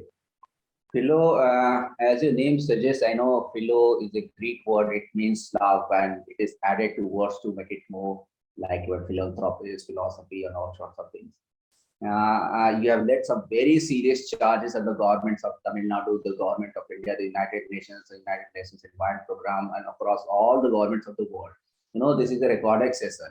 Maybe we are going to cut your portion and document it and send it to all these governments. It's a serious charge for neglecting the aboriginals and the tribals and all the communities. Because just by trying to be, we have been so far, we've been trying to show them charity. But what we need is their cooperation, their interaction, and we have to learn from them rather than trying to teach them, isn't it? So that's very lovely, although it was more theoretic, but it's lovely presentation. The summary of it is very, very powerful. And I tell you, it's so sad to hear, because we thought the policymakers and the climate experts, the United Nations and the governments, they are the learned people. They have all the resources, they have all the knowledge. It seems they are obviously neglecting things that they should not happen. For a layman, it's okay. But for a person who is an expert of that and rightly brought out the justice, which has been at the bane of all our issues together. And thank you very much for bringing it out. Maybe in future, when we have more time, we'll interact with you more in a more graphic manner and bring it down to the level of the students. So they need to, as we have been trying to do throughout these conferences and throughout these activities, also to bring these issues to the younger generation who is affected, afflicted, and their future hands in balance. Unfortunately, they are the most unaware people on this planet. They don't know what is affecting them. It's like a patient who has all the problems, but he doesn't know what to tell the doctor. So that is exactly what we are trying to do through our experts, through those who have researched and who have brought out these facts. And once this generation is aware of where the problem lies, I think half our problem will get resolved without having to tackle the problems on a day-to-day basis. Thank you, Philo, so much for your presentation. And we're looking forward to interact with you more in the future.